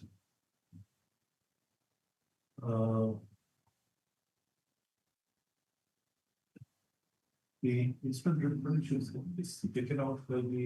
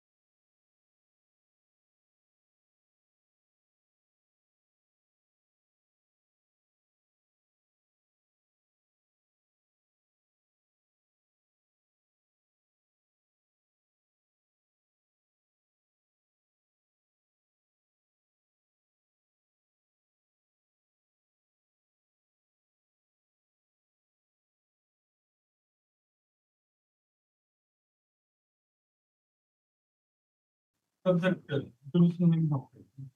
have recorded what more. Judicial recognition is more than anything else. Item number 10. May I please yours? If the bidder was challenged the tender who is not a bidder, challenge one condition. 15 July 2024, this honorable court pleased to issue notice and direct the process may continue. In the meantime, we heard on 24th October 2024, the bid process is completed and it is settled in my favor. Because of pendency, they have left the subject to outcome. The process of the further process is not, they're not finalized. And your lordship, the order is annexure 6 page 72, your lordship.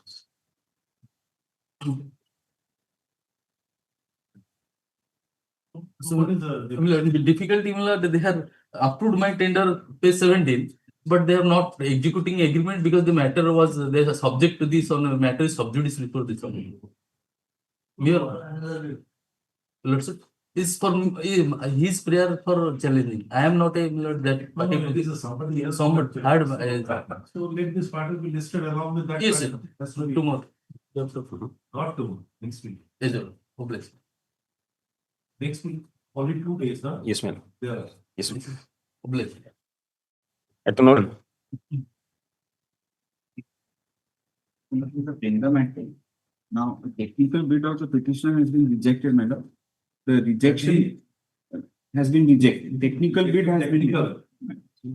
The rejection reasons are under annexure 2 at page 237.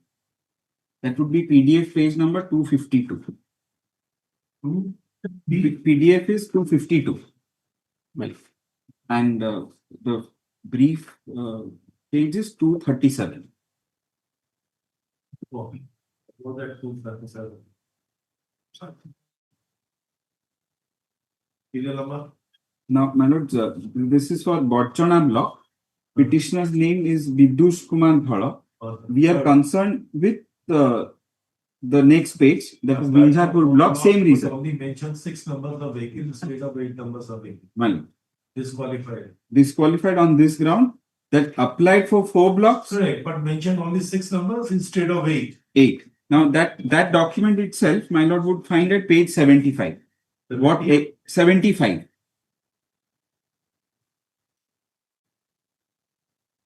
And if your lordship wants the PDF page, it's page 90. Page? PDF page 90 and 90 and writ petition page number 70.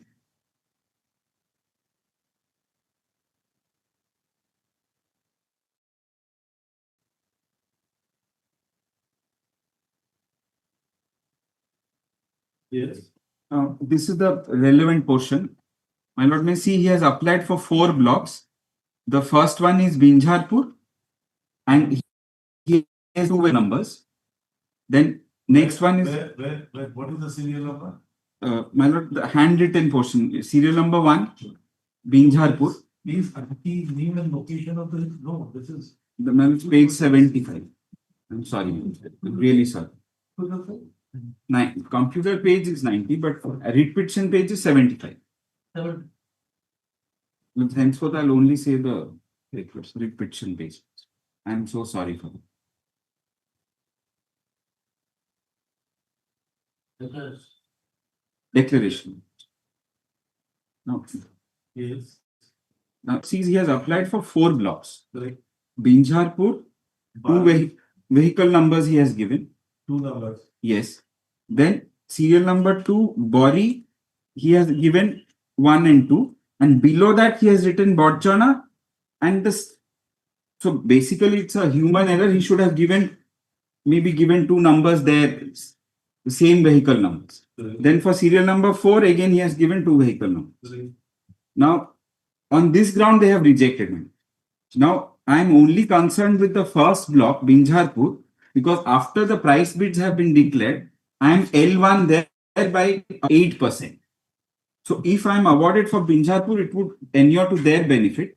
And this ground, my lords, I'll show it, make good from the records itself.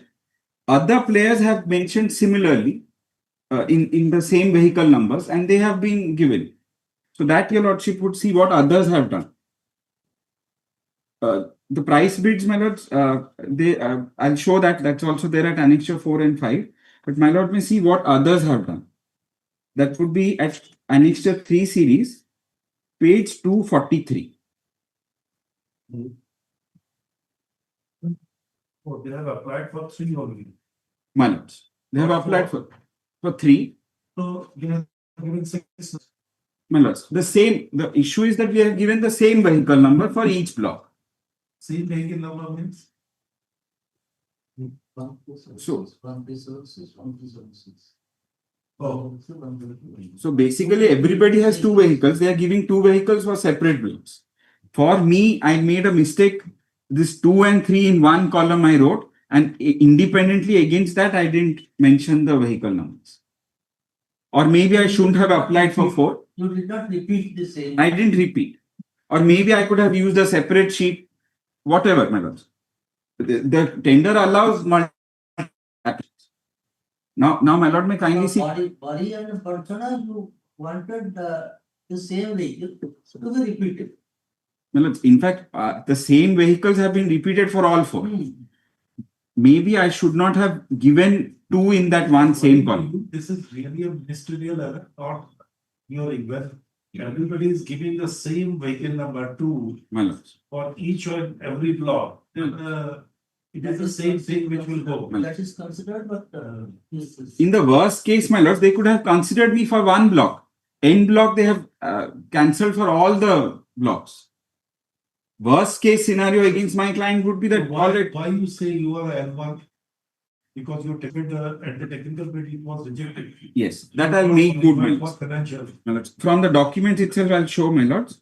Because they have declared. They have declared. That would be. You know that you have quoted less. I have given my price bid and the L1's, the declared L1's price bid.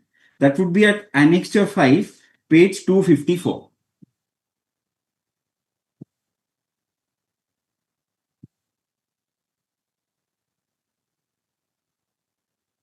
Annexure 5, 254. Top it is written Binjarpur block, tender name, selection of appointment so and so, Binjarpur block, and the prices have been given.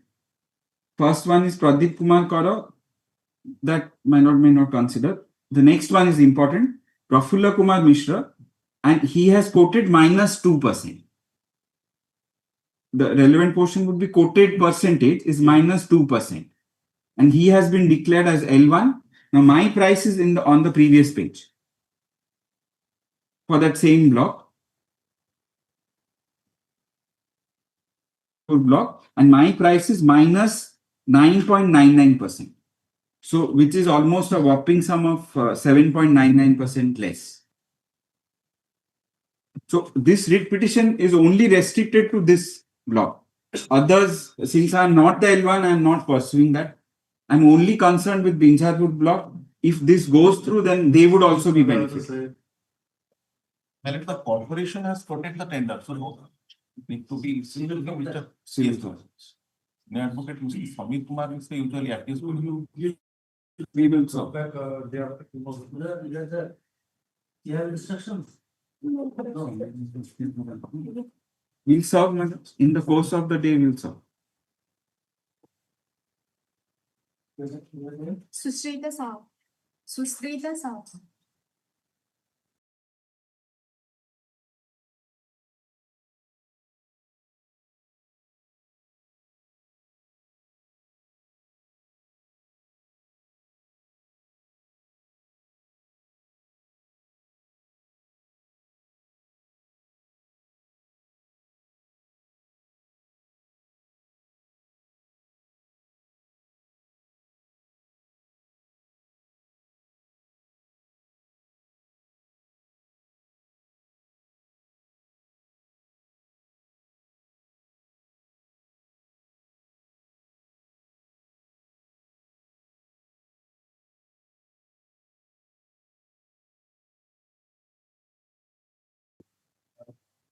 You can mail it. These are 4. 4 with regard to 4 members. Let us see. But we'll try to give first.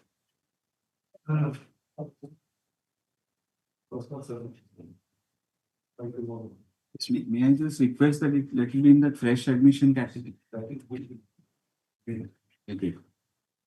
Item 12.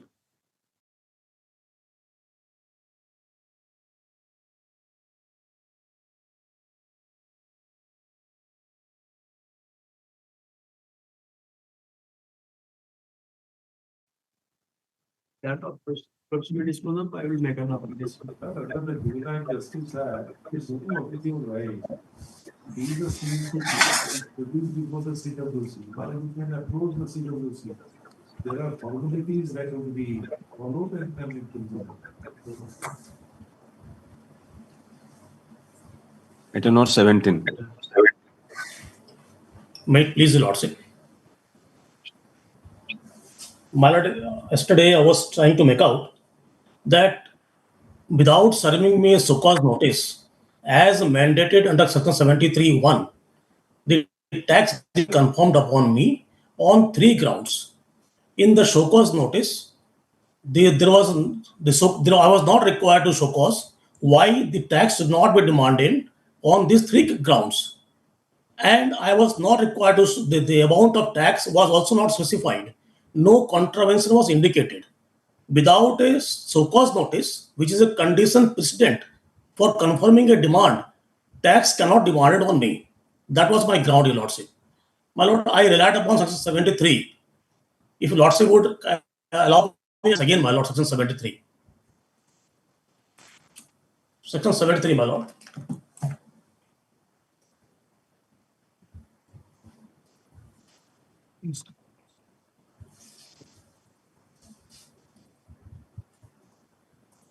Yesterday, the hearing was completed. My plenary objection also I raised in the hearing. The matter was heard and that 161 is appealable. It was not completed, my Lord. I was making my submission yesterday. Yes. Kindly see, my Lord, 160, Section 73, subsection 1.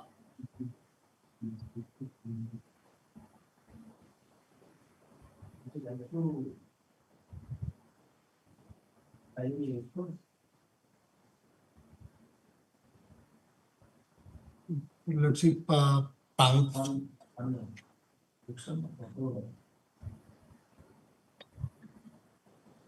Would you like to present on this particularly decide?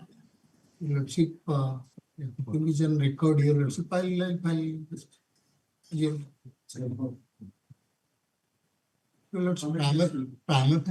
Lordship, both the orders are appealable, Your Lordship. 161 and so far as the show cause notice. Would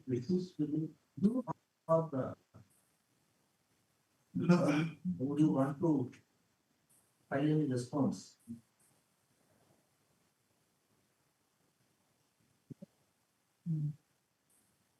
My Lord, there is a prayer for interim order, my Lord.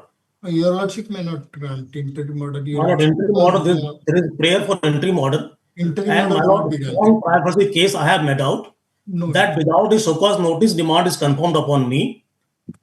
And my Lord, asking me to pay any amount which is not legally due from me will cause me undue hardship. At least no coercive measure will be taken in the meantime, my Lord. Your Lordship, this is My Lord, if your Lordship would allow me, I will read just one judgment. If your Lordship would allow me, just I will read one judgment, Supreme Court. One judgment, my Lord. Just one judgment. Kindly allow me, my Lord. Kindly, Mr. Pandap, kindly hand over the compilation. My Lord, one judgment I will read. Just one judgment.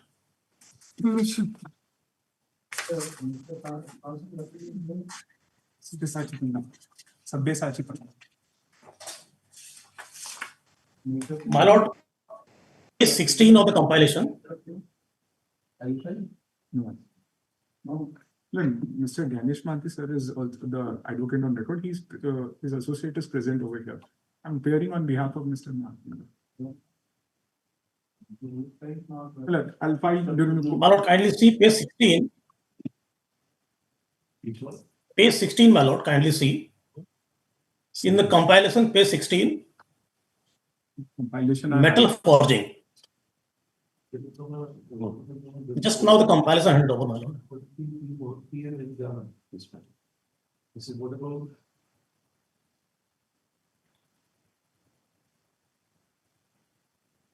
We don't know what is the system. Page 16, my lord. The system is that we will have to find your memo. But so only senior advocate can appeal. He's not, Look, I'll file he's the not memo. also saying that he's pressing on somebody's behalf. Hmm. No, my sincere apologies, my lord. What on my part. What is that? My apologies, my lord. I'll file a memo. Should know. You will file half a hearing is done since yesterday we have been. Oh, I do not know. These are the procedures and the practice. I do not know. But it will have to follow that tradition and which is the practice which is prevalent. Apologies, my lord. My lord, I'll file a memo, my lord. Memo of appearance has to be given, signed by Mr. Ganesh Gandhi if he wants to engage him. Also, that may not be because he's not my lord senior, it may not be a senior advocate. No, Only senior but- advocate. My lord, counsel I can He appeal, my can lord. be proxy counsel for Mr. Ganesh Gandhi, but he has to say that. All of them are saying. My lord, may I submit, your lordship? What? Just I wanted to take your lordship to one judgment. Sir, here the question is your authority to represent the petition. My brother has pointed out that the system does not indicate that you have been authorized by the advocate and record to appear. Advocate and record is absent. My lord, I think one of the advocate record is there in the court, my lord. There is nothing. And that will be better to information to The say. gentleman who by the name of Mr. Sabasachi, his name does not appear in the Vokalatama. He is the only person who is appearing. So what is the procedure and the practice which is there here in this High Court? My lord, I have been appealing. Issue has never come up earlier. Sir, I know because I have also come from a particular High Court. I know what is the procedure there. But My lord. once there is a prevalent practice or I would say the system is in place, then it has to be followed by all. Advocate and record is not here. It is never expected anywhere that a senior counsel is arguing and advocate and record is absent. Never heard. My lord, if lordship would allow me to submit, then I will submit, my lord. Otherwise, any other day, your lordship. No, this is what is there. You are definitely authorized or engaged by the advocate and record to argue. My lord, that is there. Bona fide. This is not appearing. Mr. Kurmi, I had to say because this is a corporate entity. Otherwise, I would not have. My lord, I cannot say anything on that. My lord, it is up to your Mr. lordship. Kurmi, you know the practice over here. Your lordship, I may be permitted to please. I have the power, your lordship. I sincerely apologize, your lordship, for all the issues that has happened, your lordship. My learned senior, I'll file the memo of appearance on behalf of Mr. Kurmi. I undertake to file it, your lordship. Sir, when the matter is going on, there is nobody and somebody else who is not holding the Vokalatama is appearing. I sincerely apologize, your lordship. I was there in another matter. What apologies? Since yesterday, this matter is going. I was there yesterday. I was there. I sincerely apologize, your lordship, for what. I was engaged in some other matter, my lord. That's the reason I was present over here. I was assisting my learned senior, my lord. Anyway, will you file any response? Your Lordship, only if Your Lordship is going to grant an interim order, then I have to argue the case, because it is not a case to obtain Your Lordship, to obtain the interim order, because Your Lordship, this is a prima facie case which is appealable, Your Lordship, and the pattern of judgment, Your Lordship, has granted the liberty to file appeal. And that My lord, once allow me to appealable, Your Lordship, in many judgments, Your Lordship, yesterday I have given 2 judgments. Anyhow, give that judgment you want to rely upon. Yes. You wanted to rely on one judgment and you have given a hoax. I think the plethora of judgments which you have compiled. My lord, it is for the final hearing. I was expecting that it may come up. So I had compiled everything in one place so that it is convenient for my lord. Chandra Kumar, you have. My lord, because that issue always comes before this court, that whether the statutory Article 226 is a basic part structure. of basic structure. Basic structure. That is the issue, my lord. Yesterday also put on that. So that is why, Anyhow, my which lord, judgment is relevant according to you in this case? my lord, kindly see, my lord. Page 16, metal forging, Union of India. Metal forging, and the relevant paras are on page 18, my lord. Page 18, para 10. It is an admitted fact that a so-called notice as required in law has not been issued by the revenue. The first contention of revenue in this regard is that since the necessary information required to be given in the show cause notice was made available to the appellant in the form of various letters and orders, issuance of such demand notice in specified format is not required in law. We do not think that we cannot accede. We do think that we cannot accede to this argument of the learned counsel for the revenue. Herein, we may also notice that the learned technical member of the tribunal has rightly come to the conclusion that the various documents and orders which were sought to be treated as so-called notices by the appellate authority are inadequate to be treated as so-called notice contemplated as a Rule 10 of the rules or Section 11 of the, my lord, I will pause for a while. 11A of Central Excise Act and 73 of the GST Act is perimeter here. That also I have enclosed in the compilation of the act. Even the judicial member in his order has taken almost a similar view by holding that letters. The paragraph 10 talks about the show cause notice in a prescribed manner.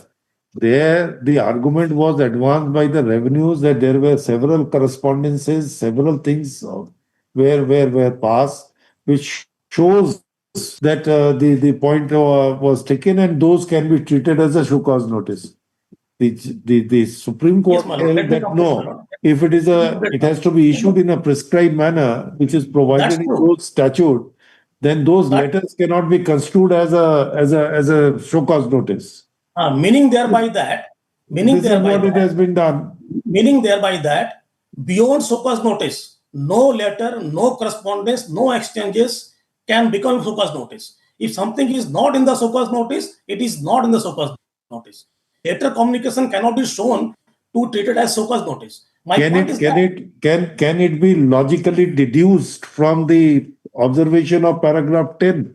Yes, my lord. Let me complete. Can it be logically? I do not think that it can be logically deduced. Let me complete. It simply talks about that if there is a format for a show cause, it has to be issued in that format. Let me complete, my lord. Let me complete. And obviously that off-quoted judgment of the Privy Council. Based on that. Let me complete, my lord. Let me complete.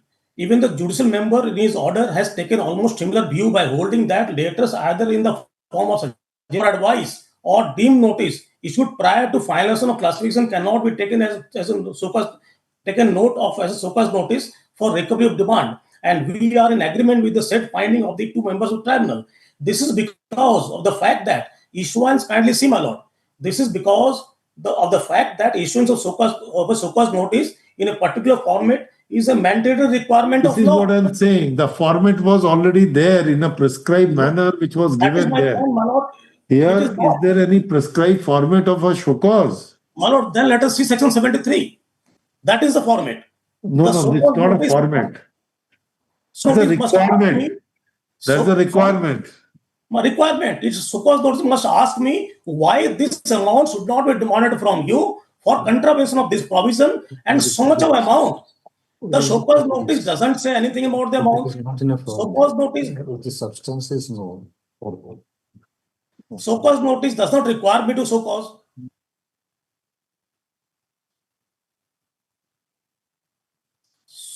My lord, so cause notice.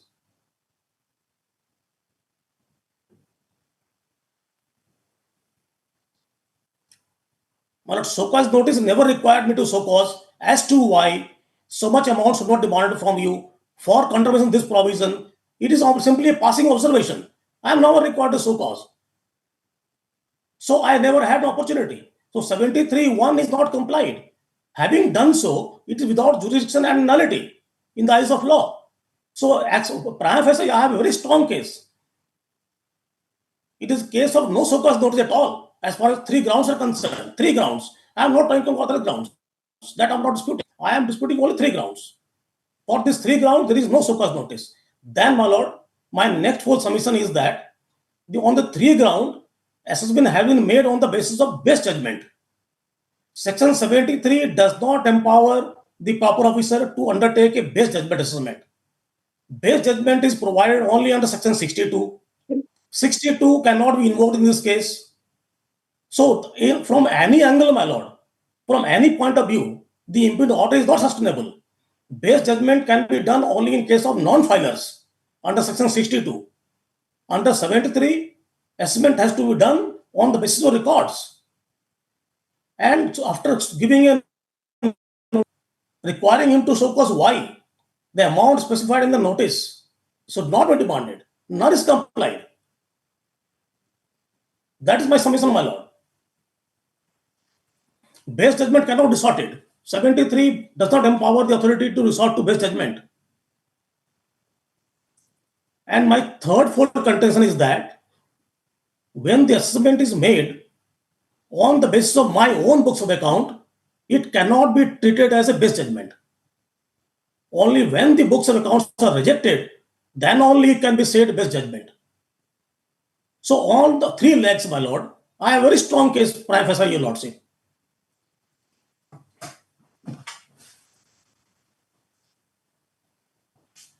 Yes.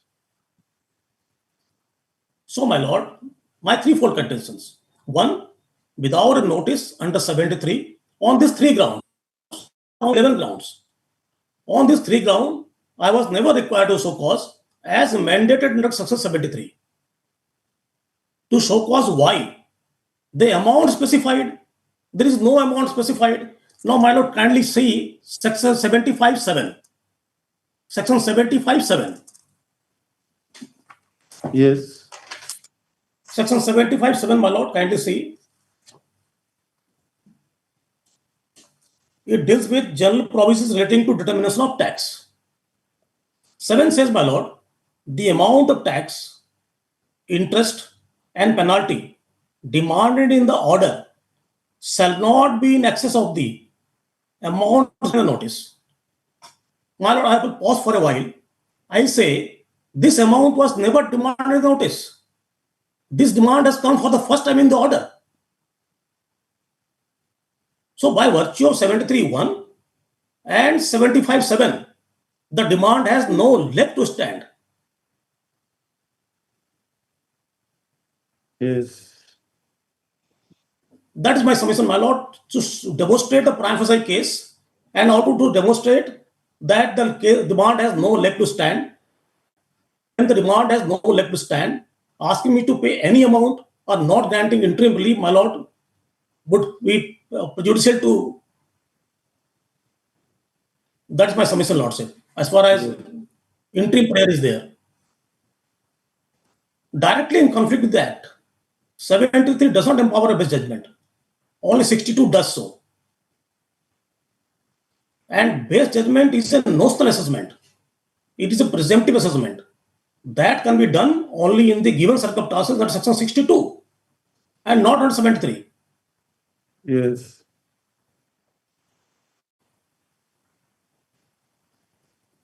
That's all. My lord, as far as base judgment cannot be done when the books of accounts are accepted. Supreme Court judgment of S. Jairaj is there while in the compilation. If you Lordship would like to see, I would show you Lordship. One para only. Yes. In this case, my books of accounts are accepted. My one contention is that under 73, base judgment cannot be done. My alternative contention is that when the books of accounts are accepted, my books of accounts are made the basis, then it cannot be based. And see, my lord, judgment of S. Jairaj. That is, my lord, page 28.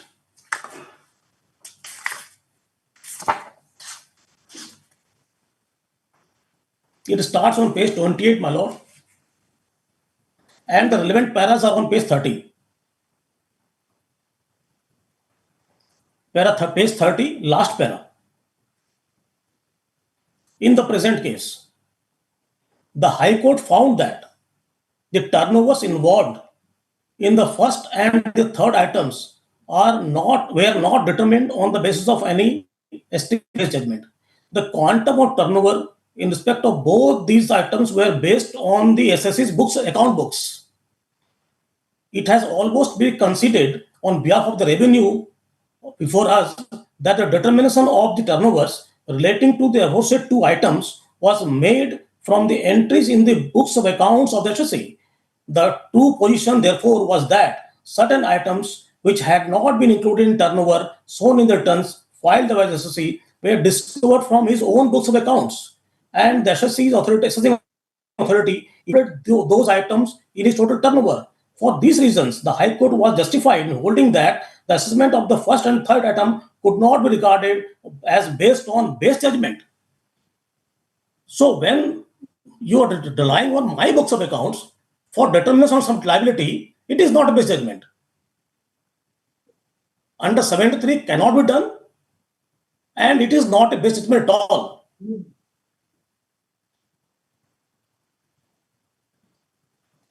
So, my lord, from any point of view, the order cannot sustain the test of scrutiny of law.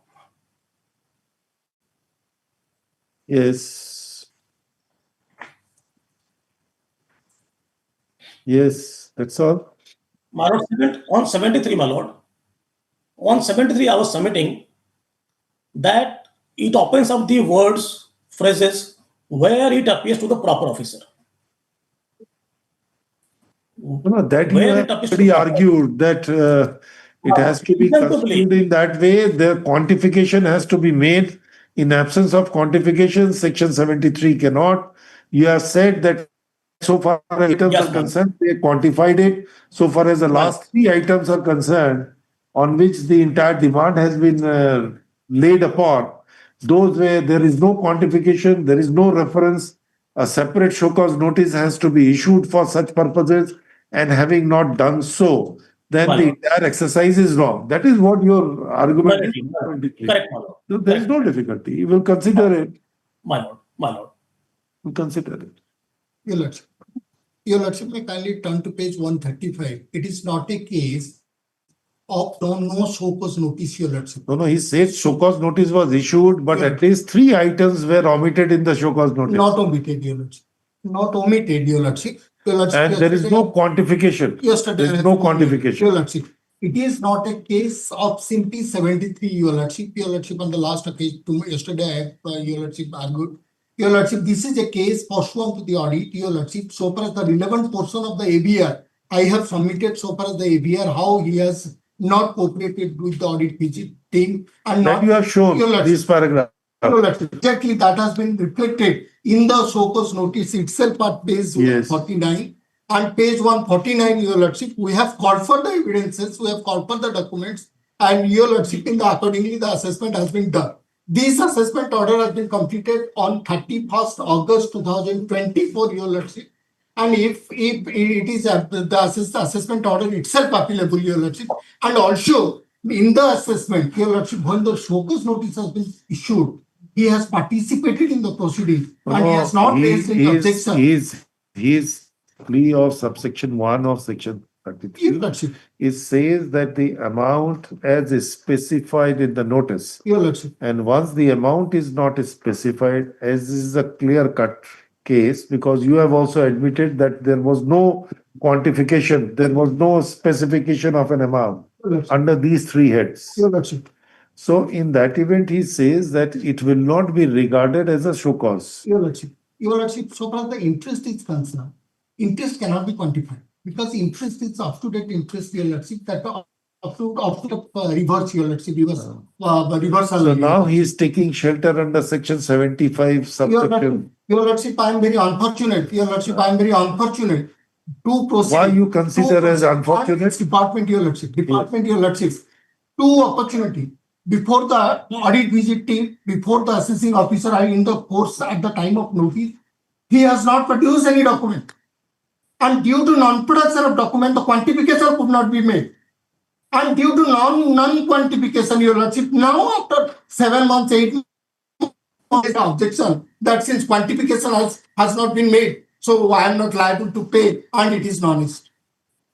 So, Your Lordship, it is unfortunate of the department because department has called for the evidences because as per section 65(6) and 65(7), Your Lordship, as per the AVR, the audit team has recommended for assessment on these two grounds and particularly said that these two grounds could not be verified due to non-production of evidences. Your Lordship, for production of evidences, this so-called notice has been issued, and Your Lordship, particularly on these three grounds, that you substantiate your case. And during the assessment to adjudication proceeding, he has accused it. He has not raised any objection that it is not maintainable since you are not qualified. Once appeared in the proceeding, participated in the proceeding, and the order has been passed on 31st August 2024. And without challenging that order, he has filed one 161 application. And after disposal of that 161 that we are conscious. Now we are conscious. Before your honorable court, Your Lordship, by challenging that original order, Your Lordship. So, Your Lordship, in the meantime, Which is already partially modified. Your Lordship. Not partially, what my Lord Senior Partially, obviously, because one of the component that has been taken away. Assessing officer partially modified on the partial ground of the petitioner. But what the assessing officer committed mistake, narrated again, modified one head, and application is on to one head. But so that is appealable. It is not a affirmation or a merger of an order. In a rectification, the jurisdiction is a difference. It recently passed the order that this 161 is also appealable. I understand. Your Lordship. So my submission is that since all are factual aspects, Your Lordship, all the disputes are factual aspects, it is not a case of if at all the Honorable Supreme Court or senior soul that those are not the so-called notice, not in format of the so-called notice. Here the so-called notice has been, and as per section 75(7), Your Lordship, 75(7), even the quantum may not be on that ground. The quantum which has not been increased, Your Lordship, in the so-called notice, the quantum is 46 crores, and in the assessment that became 39 crores, reduced to 39 crores, and in the 161 rectification application that became 22 crores. 75(7), it has not been increased in the demand order rather than the so-called notice. So, Your Lordship, there is no prejudice at all. He has accused himself, the petitioner himself accuses, Your Lordship. And so far as the other judgment, Your Lordship, yesterday I have given all the judgments Your Lordship has passed so far as and there is not a single. And Your Lordship, also not a single reason in the writ petition has been given why this writ petition has been filed in delay. Because the order is of August 2024. Not a single ground has been raised why this writ petition. It is a corporate and my lord, my own judgment is against you. Your Lordship.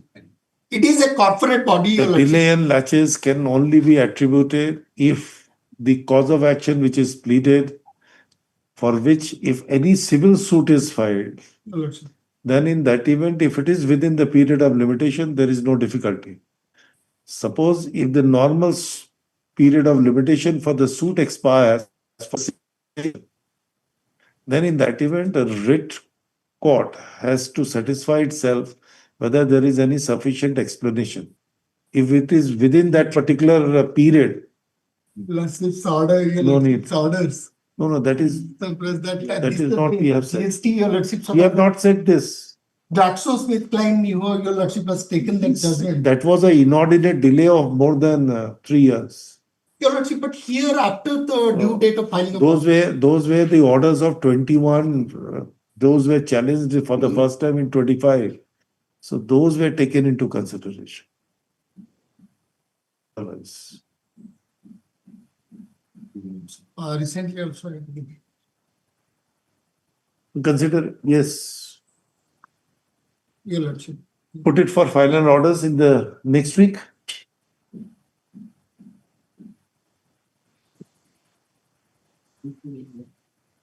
2 days. Yes.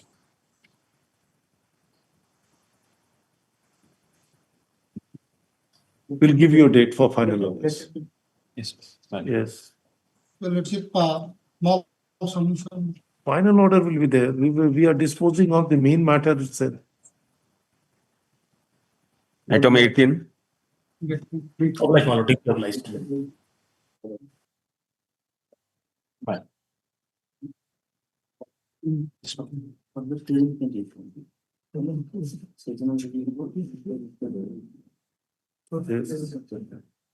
Item number 18.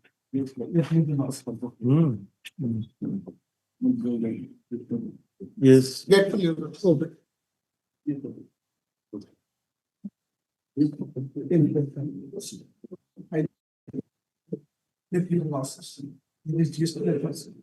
not passing the order. It's a income tax matter or a GST matter? Which item? Oh, you are referring item number 19. Plus 18. 18. Okay.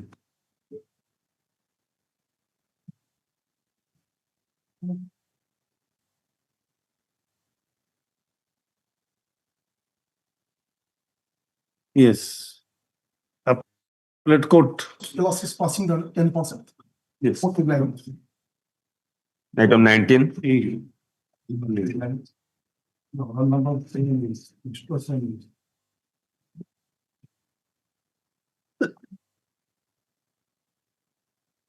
Yes. Well, in the last occasion, I was required to obtain the instruction whether the intimation order under section 143 has been issued. And as per the instruction received from department matter, only the screenshot that is available and that is only the screenshot of that intimation order matter available. Physical copy is not available, and downloading the copy of that is also not available as it is prior to 2017 due to change of the software. No, physical, that must have been sent through post. But that is not You have the screenshot. Yes, sir. Then you must have that number and all, everything. You can also, get an information from the postal department. Only the screenshot is only available, and that is the communication. Screenshot must contain that particular postal receipt number or something like that it has been served. What is that screenshot? Yes, 23 the screenshot. That yes, 23 the screenshot they have provided. There is no such mention of error Oh. to be used.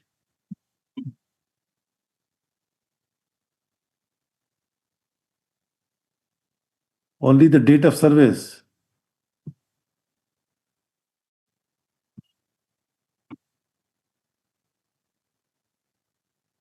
This is what you wanted to rely. May.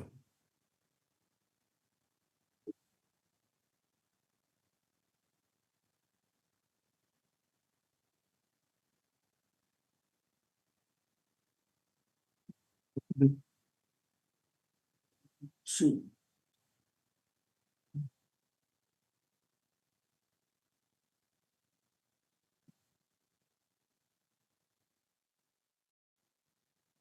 So this contention is to be accepted. Right. In absence of any material showing the use. to rebut his contention that no order was communicated to him or no order was served on him, then what would we assume or presume or consider? We will assume that nothing is served on him, no reason is communicated to him. So how will you pursue this demand? In absence of any material with you.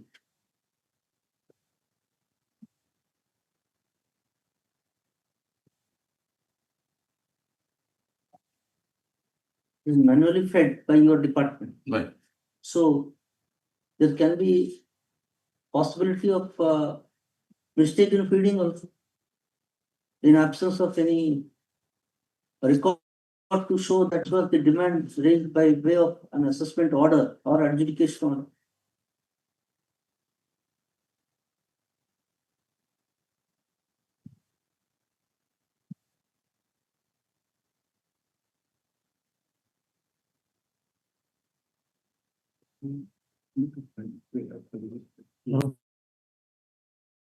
Affidavit that you do not have, so that on the basis of the same, we will, within a week, you file your affidavit. Right. Disclose that it is not, because that is required. Otherwise, you don't know. They will prevaricate their stand. It on affidavit within a week. Fix the matter after a week, immediately. Yes. Item number 20. Yes, this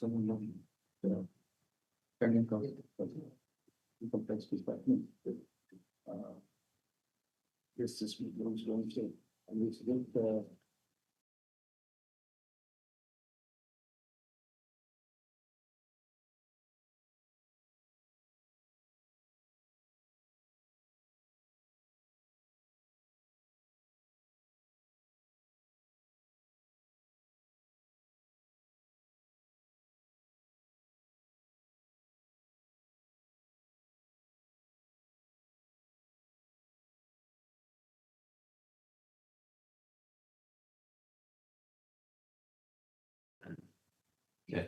Item 20.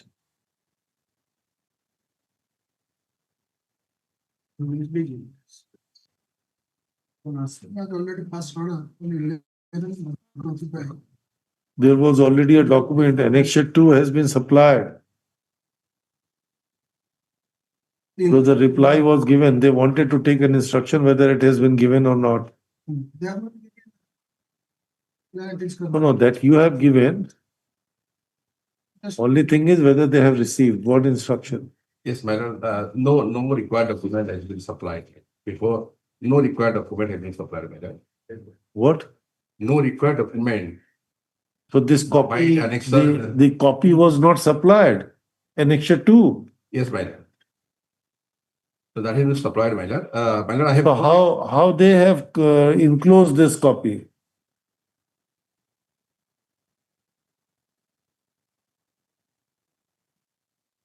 Madam, required document in Annex 2. The assessee, they have asked the required document, so that has not been supplied. he wanted certain documents. Correct. I understand. This application was given. They did not consider. Correct. Past 148 order. Proceeded to 148. Correct. So 148A remains inconclusive. My document is not. 148A Yes, ma'am. remains inconclusive when you have not complied with their requirement. The dispute was whether this was filed by him or not. He says that filed. He was supposed to take instruction. Now he says that it was not filed. Because there is no seal or something which could appear from them. So answer 2 is not there in your record. No. Annexure to their record, but they have not supplied in payment. They have given. Sir, there are two aspects, sir. Last occasion, when you relied upon Annexure 2, then the question arose whether you have actually submitted that document or not. because we do not find from any rubber seal or any receiving. So they were supposed to take an instruction. Now they have come. Page 31 itself mentioned. Where? It is there. He says that it is there. No, he says he's not there. No, it is there, but they have not supplied the document which he has. What is your stand? My lord, the required document has not been supplied. Okay. By annexed. But you received this notice. You received this notice. Yes, yes, madam. Okay. My lord, So- I have got instruction from the department. Then how can you? So I can say, What is that? so that instruction that department asked that the concerned official of Calcutta, the investigation unit, to provide a document. We are in confused state because of your problem. That answer 2 was not there. Yes, yes. We thought That is not been. But now you clarify that annexure 2 was submitted to the authority concerned. Yes. But authority concerned has not considered this. And but supplied the asked requisition. Judicial order of section 148A to proceed with 148 Right. by giving him the notice. Right. This is what we understood now. Yes. Correct? Yes. Correct. So you could not have proceeded with the assessment under section 148 by issuing notice under 148 without concluding 148A B. Well, Right? but Or now it is modified, amended. 148A 2. But it's A1. A1. A1. How can you?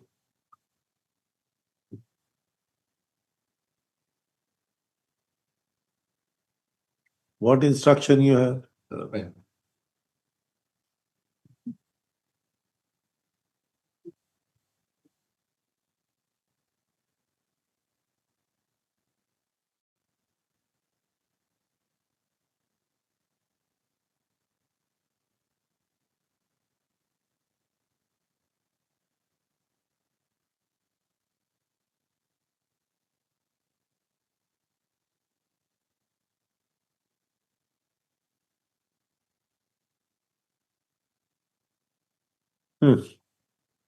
Last line. Don't proceed on that basis. 148 notice, don't proceed. You can't proceed. Right.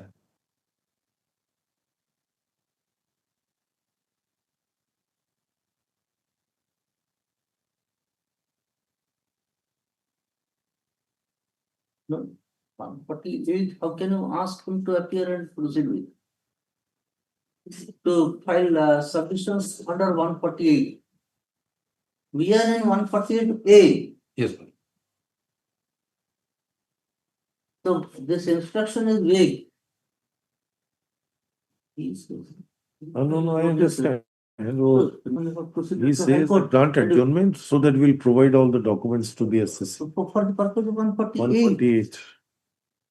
148. 148A remains inconclusive. Unnecessary order may be passed. What necessary?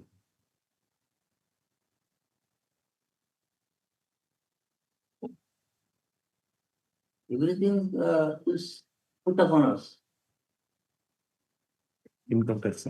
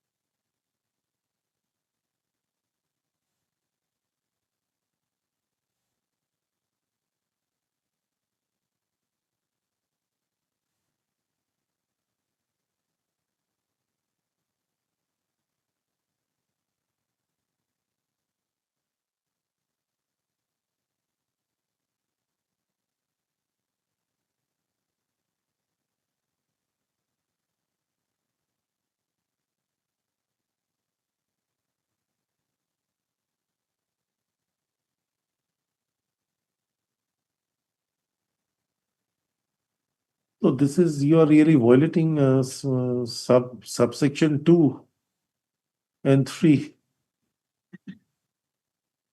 because they have given a reply and they wanted some documents for such purposes. You have not given them. So entire action is tainted with that.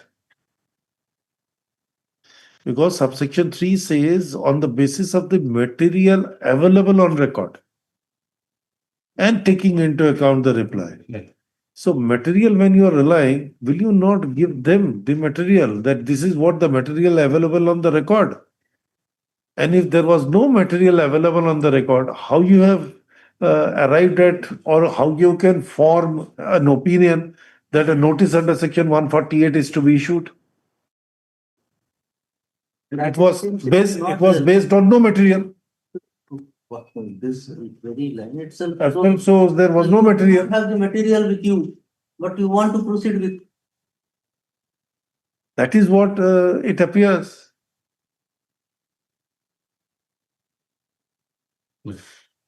So how can it be done?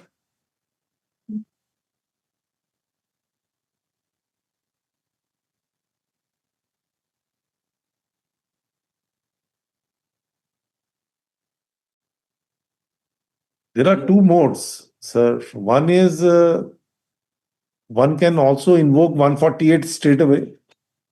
One can also take a route from 148A and then go to the 148.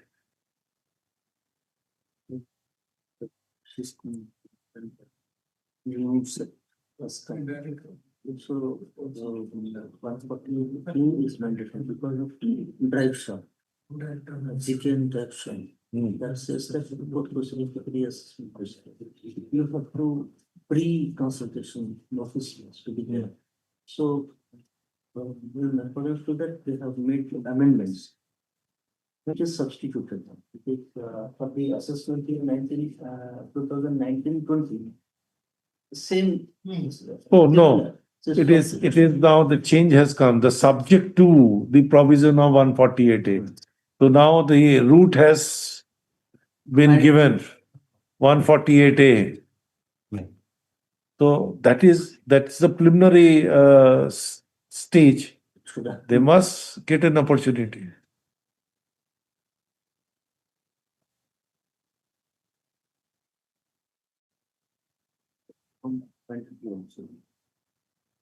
Well, it says that subject to the provision of section 148A, issue a notice. So this very line that itself shows that you do not have the material, so you could not furnish it. Right. So how could you jump to the next stage? And the word which is used is shall, it is not may. It says shall on the basis of the material available on record and taking account the reply of the SSE furnished. If any order is passed with the prior approval and everything has to be determined, that proceeding under 148 has to be taken. So shall is mandatory. And when the conjunctive word is used, that means you have to take into consideration the materials available on record and then the reply. And according to this, there was no material available on record. It's a twin condition. This is also not covered by Ashish Sagala. This is post 2025.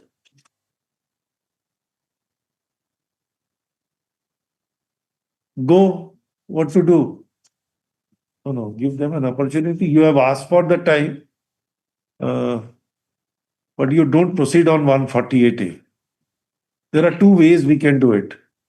Either to keep this matter pending, granting an stay, or restraining you from proceeding 148 any further till the document, or we can set aside that particular notice 148, and then permit them that so long you do not supply the term. Will it be time barred? It is 140. No, it is time. Time much. No, it is 1920 assessment year. Your assessment year is 1920. That is the difficulty.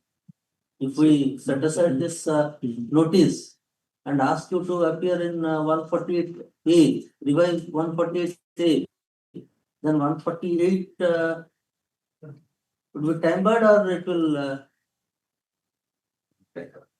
time barred? କେମିତି? ମୁଁ କହୁଛି ବୋଲି। ହଁ।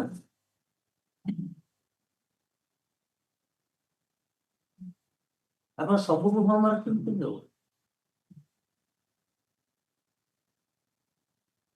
Where is the period of limitation provided? 149. Yes. No notice under the.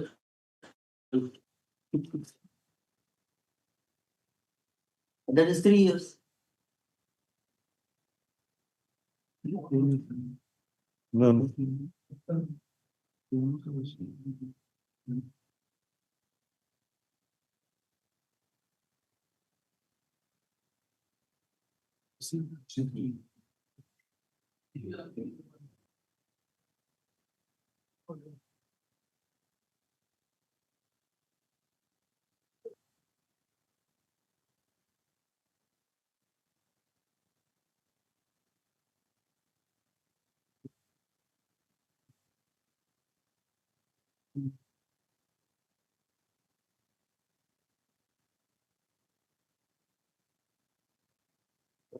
Quantum of demand possibly.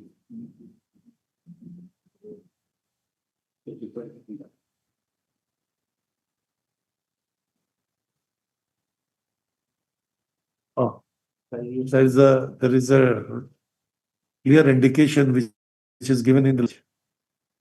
If you look at for 148 proceeding, the limitation period is given 3 months, 3 years and 3 months. 148A, it says 3 years only from the date of the assessment, relevant assessment year. And 148 talks about the notice after 148 order is passed, 3 months period. So that is what was contemplated, that within 3 years 148A, and then within 3 months the notice has to be given after 148. That's why the period of 3 months was extended in 148. Sales, the income chargeable tax, which has escaped assessment, amounts to or is likely to amount to 50. But the difficulty is that if you start with 3 months, 3 years, just before 3 years, and the proceeding continued for a pretty long time, then this will also be hit. That is what I was thinking of. Now back to 148A. Tomorrow we will come back and say that 148 is barred now.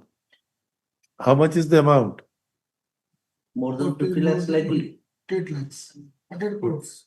40? 48 crores. So 5 years. So 5 years. This clause B will attract. Correct. So once clause B attracts, then it is from the assessment year, that is 1920. So 25. 25. Because March is bad.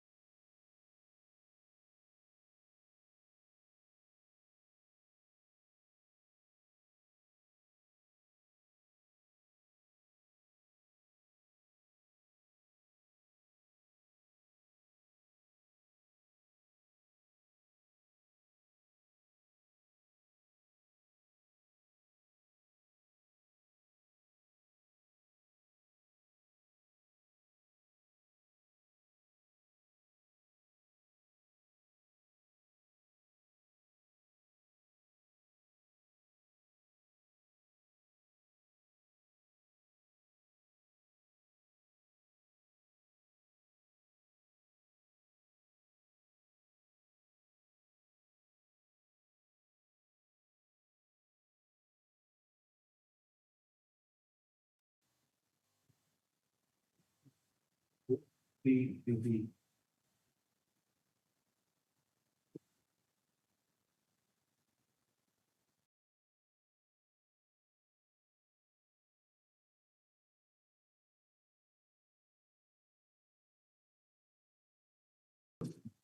Prayer portion.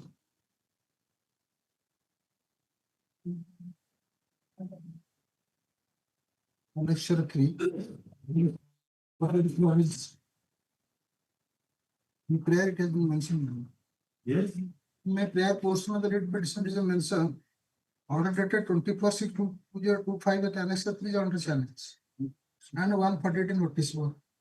That is the copy of the notice you have said. Order. Under section 148(3). Yes. Exactly. Under section 148. Yeah.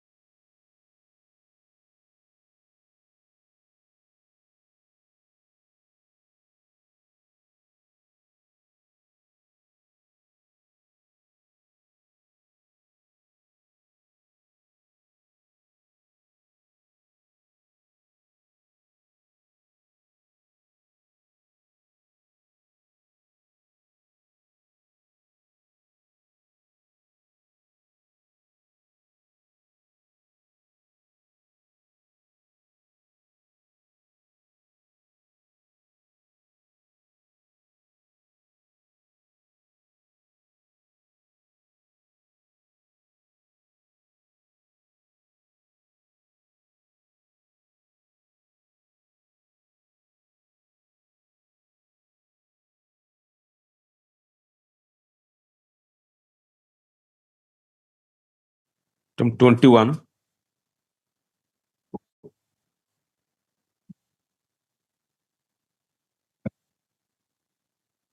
Maybe this matter relates to section 73(4)(b) of Finance Act.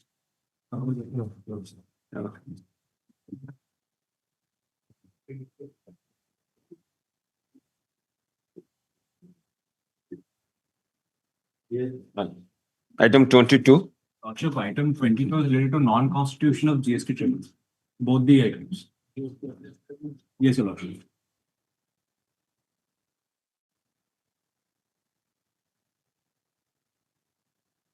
(23). Yes, the RC cancellation. RC cancellation. Yes, Item 24. Yes. Item 24. Have you seen that? Item 25. 25 is covered in the judgment of section 72(4)(b). Order. Section 17, the batch of matters. Okay.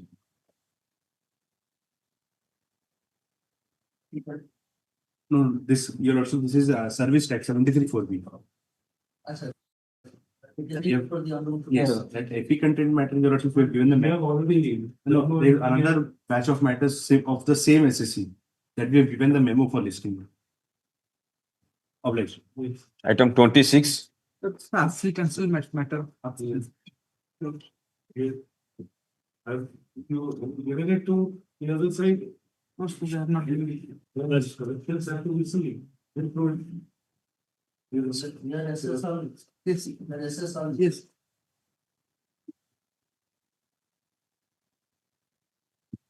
Item number 27.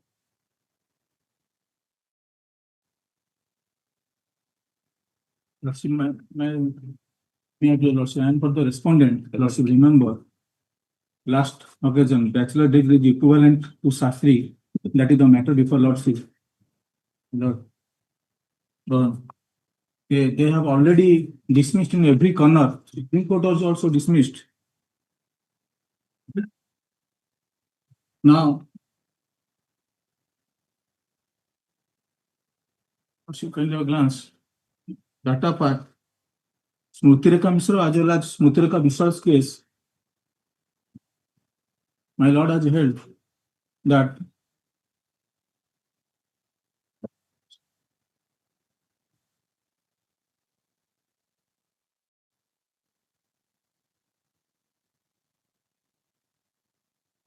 Yeah.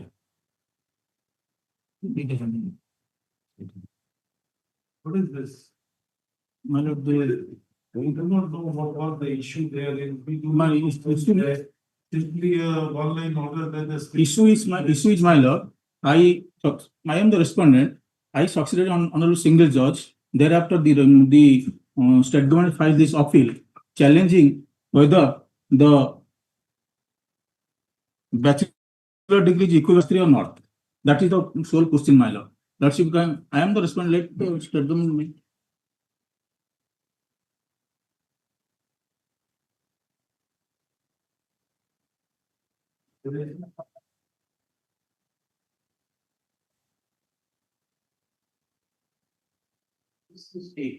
My Lord, appeal is filed by the state.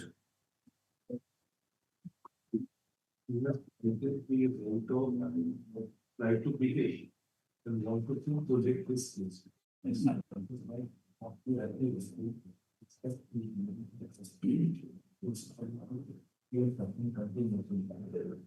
We want to release our mind first. Yes, ma'am. Before this happens.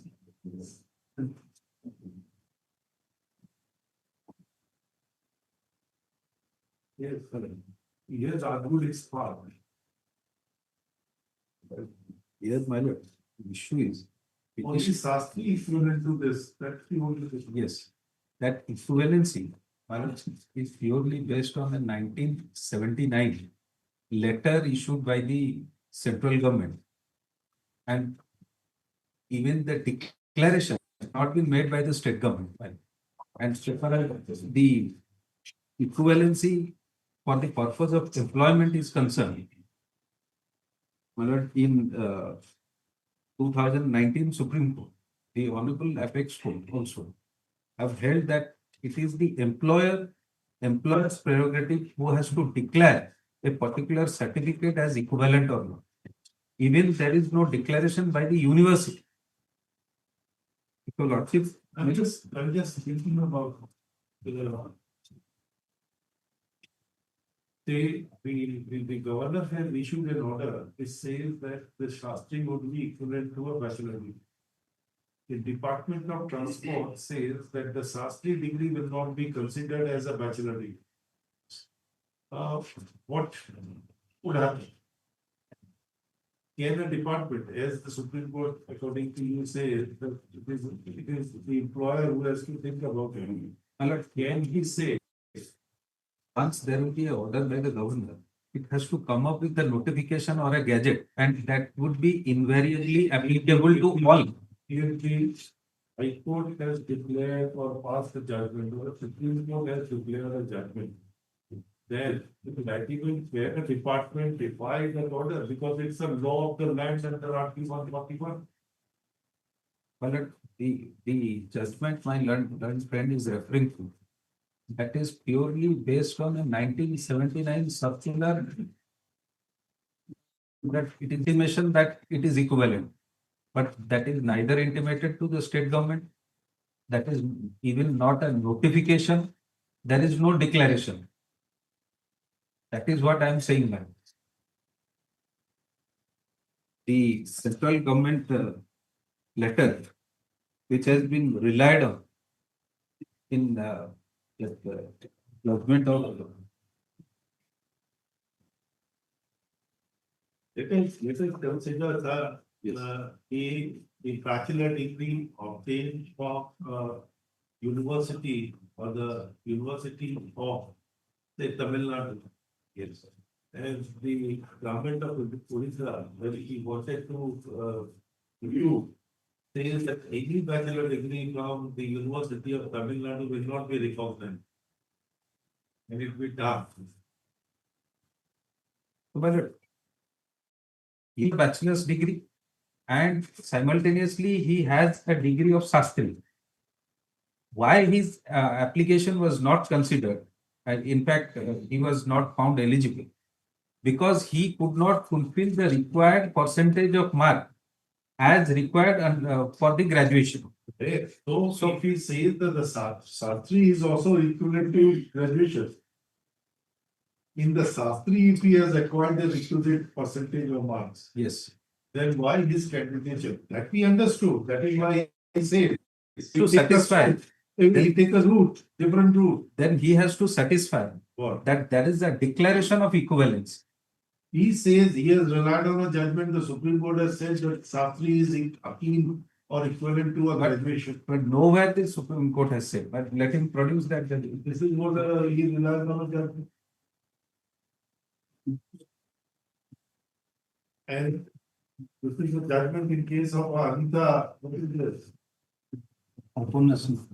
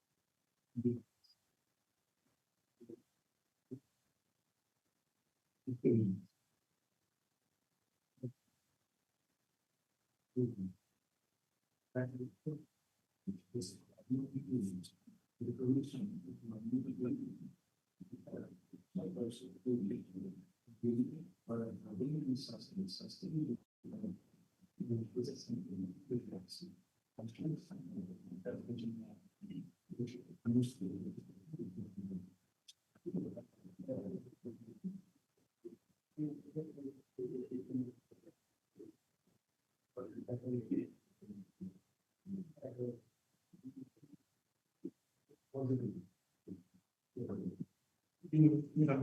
brother, before this judgment is. No, I have looking through that judgment. This is but, implemented. This is implemented. Yes, that judgment. Yes. Sir, Smriti Rekha Vishwal and Smriti Rekha Mishra. Both people. And Smriti Rekha- Aparna Sinha. Been referred to. Yes, in my lord's judgment, it has been referred. And Honorable Supreme Court's dismissal also has Yes, referred. but my lord's judgment. No, whether these judgments are implemented or not. Is implemented. Once the SLP is dismissed, it must have implemented. No, Yes. that you have to be firm in your Yes. stand. Now- If it is implemented, why will not extend it? But my lord's judgment in Smriti Rekha Vishwa basically deals with the Rashtrabhasha Ratna No, with the lordship. sir. In that, I have referred to three documents. First document is University document, then. equivalence of degrees. Then another notification of Utkal University, that is 28th October 2011. Then Ministry of Education and Social Welfare, Department of Education, New Delhi, their central government, Government of India. So that also, they have permanently declared this Shastri as BE. So that notification I have extracted verbatim to avoid anomalous interpretation. So.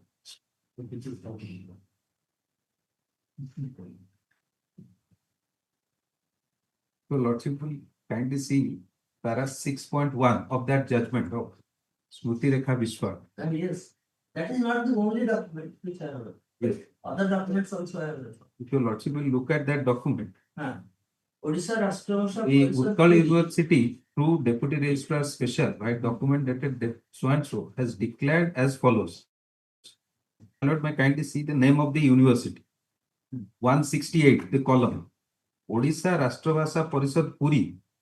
Degrees of the university, Rashtrabhasha Shastri with +3 Hindi pass. So it is not only Rashtrabhasha Shastri with +3 Hindi pass, which he also doesn't possess. Yes, I possess, your lordship. +3 Hindi pass. Yes, my lord. Let him so. One is graduation. Look at the energy level.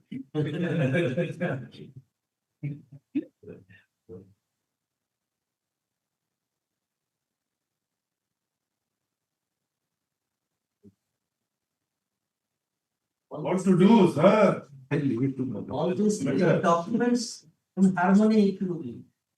Necessary corollary would be that he has a case. That's why he succeeded in before the honorable single. So far as that equivalency still there is 29 notification. Books have already been decided in Aparna Sinha's case, which is approved by the Supreme Court. Then the subsequent case, my brother was a author of that judgment, and he extracted three. Yes. Which I just read the judgment and extracted 3 notifications.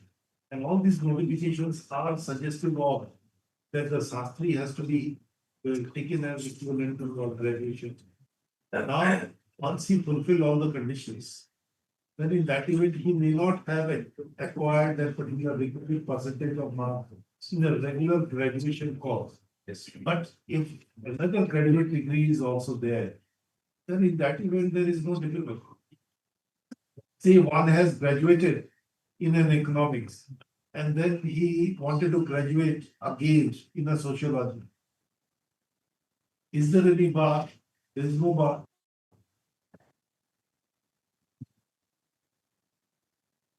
That advertisement basing on which we You have included Shastri, sir. we have included Shastri, that is with Shastri, with the required percentage of mark in graduation with Shastri, that is there in the resolution. Perhaps since 1996. Since the day I joined the bar, I have been hearing these arguments. Advocates, Mr. Kunal sir, Mr. Procedural, and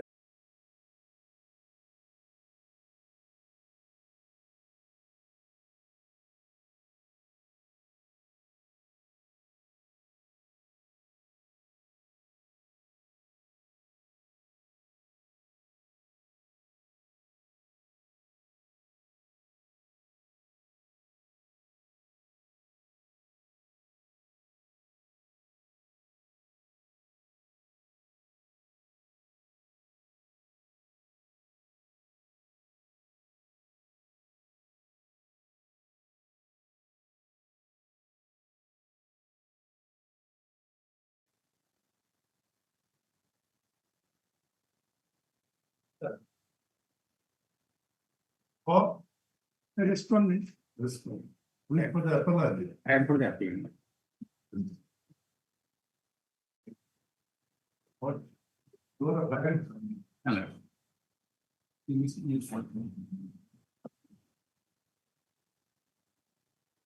Be a model employer. Hello.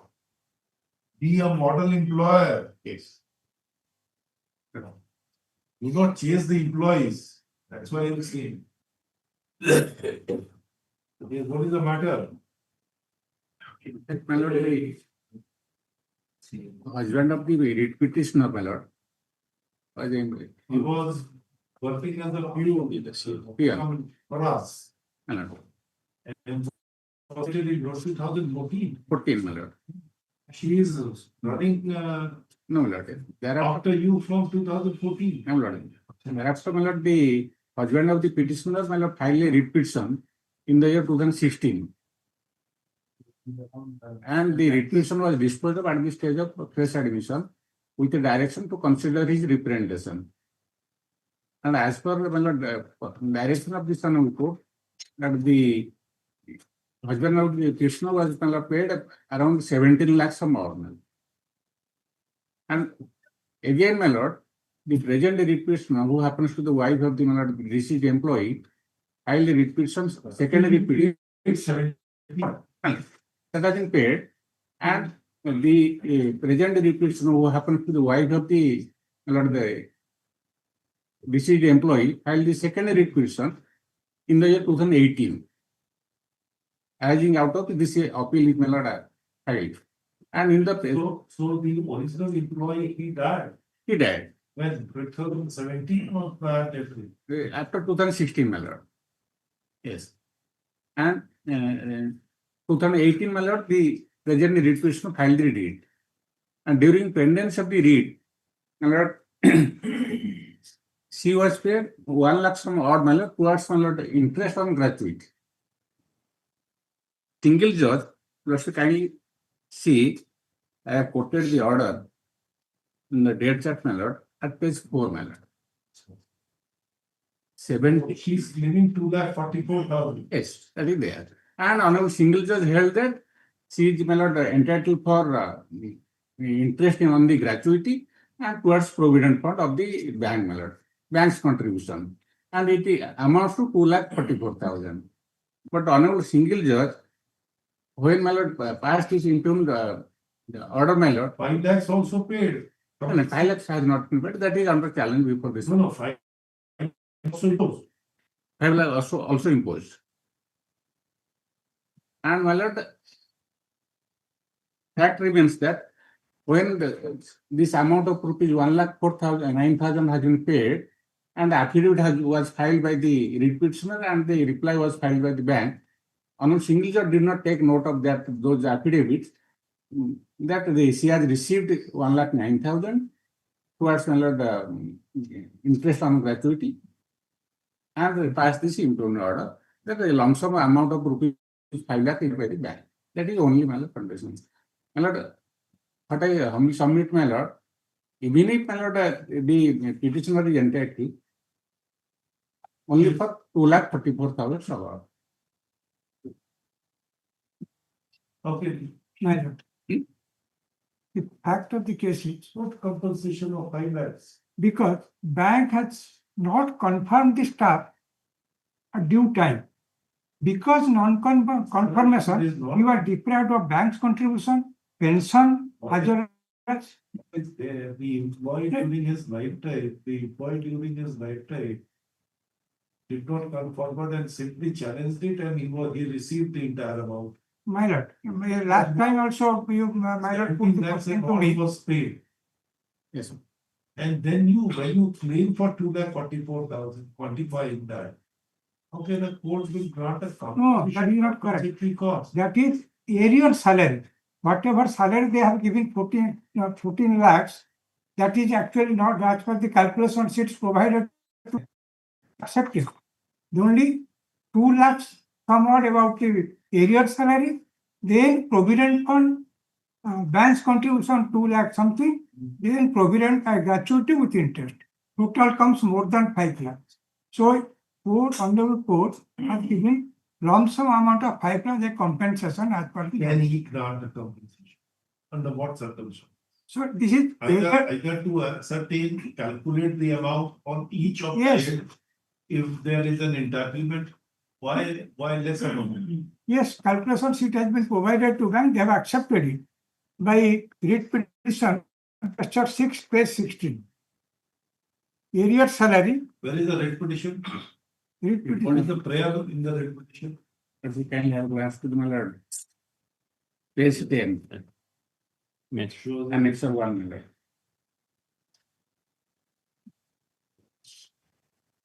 Where is the prayer in the writ? Page 16, my lord. The petitioner under the above stated facts and circumstances sincerely prays before the honorable court to be graciously pleased to direct the operated bank to release the terminal dues to enable the her to sustain her livelihood and livelihood. And a calculation sheet was provided to bank. They have accepted it as per page 16 of writ petition and lecture 6. There the salary full particulars were given. Bank released less than that and due was on salary head 2 lakhs somewhat. Thereafter, bank did not confirm him. He lost the provident bank's contribution, pension, everything. So for that also bank's contribution around 2 lakhs somewhat plus interest 10%.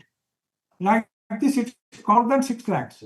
Honorable court has given a lump sum amount of 5 lakhs against arrears salary, gratuity with delayed interest plus bank's contribution. Yeah. These are the 3 things. That comes around more than 6 lakhs. But honorable court has given 5 lakhs. And she's a poor lady. She's suffering from, he has got 2 children.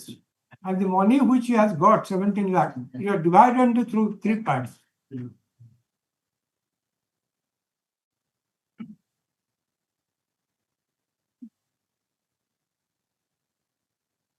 Which is bare needed only due. That is that she has stated. She has not taken any exaggeration. Bank's contribution, because of bank's fault, bank did not recover the member's contribution. Accordingly, matching contribution of the bank was also denied. So he was deprived of. That comes around more than 2 lakhs.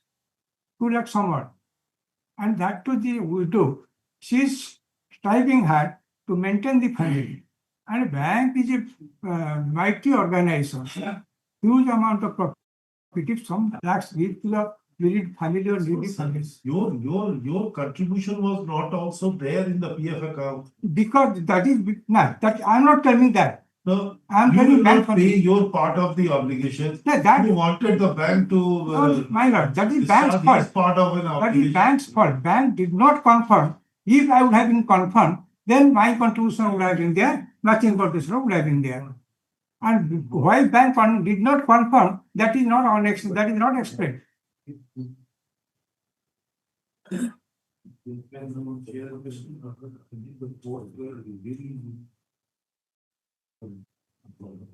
And the calculation sheet we have taken, that the bank has accepted. You could not go up. You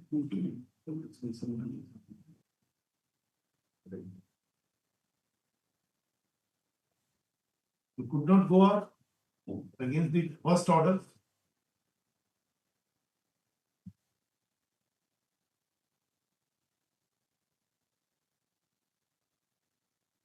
So last, pretty much you have tried to push for you. And it was, that's, 4-9. Malad. The para 6. Yes. Para 6 of that affidavit. Yeah, we accept your contingent, we are setting aside the order. That the court has to consider all the aspect of the matter. Should not have granted lump sum. It should be the amount which you have claimed against them and not yours. Now, only three things I have claimed. Only members' contribution which was due to me, but I was deprived of. Bank's contribution. Second is arrear salary which they have paid, but less than 2 lakhs. Plus, different amount of gratuity. Litigation must continue. What can we do? Wanted the litigation to continue. Sir, that is 5 lakhs is not as per the claims, much less. So only saying that we have accepted it. Now, and that what is financial condition? My instruction that Malad.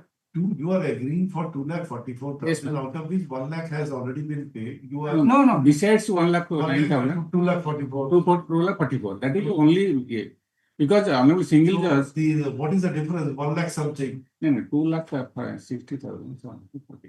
1 lakh something is also there. 2 lakh 5 out of 5 lakhs, 2,45,000 is 1 lakh you have already paid. 2,44,000 you have already paid. No, 2,44,000. You wanted to pay. Yes. Arrear So salary. only difference is again 2,54,000. Yes, it is. They are You active. are fighting. No, because can you see Just think about it. We have no difficulty. We can say that this was not the way to decide it, lump sum way. If there is a right which is there, that has to be accrued. And it will go back to the single bench. Again, the hearing would take place. It's up to you. Only I will draw your lordship kind attention to paragraph 20 of that judgment, page 45. Your lordship, only I will say 2 sentences, my lord. Paragraph 20.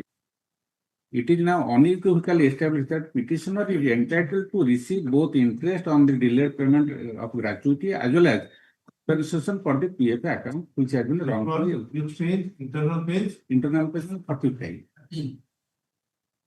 Judgment page 13. Judgment page 13, paragraph 20.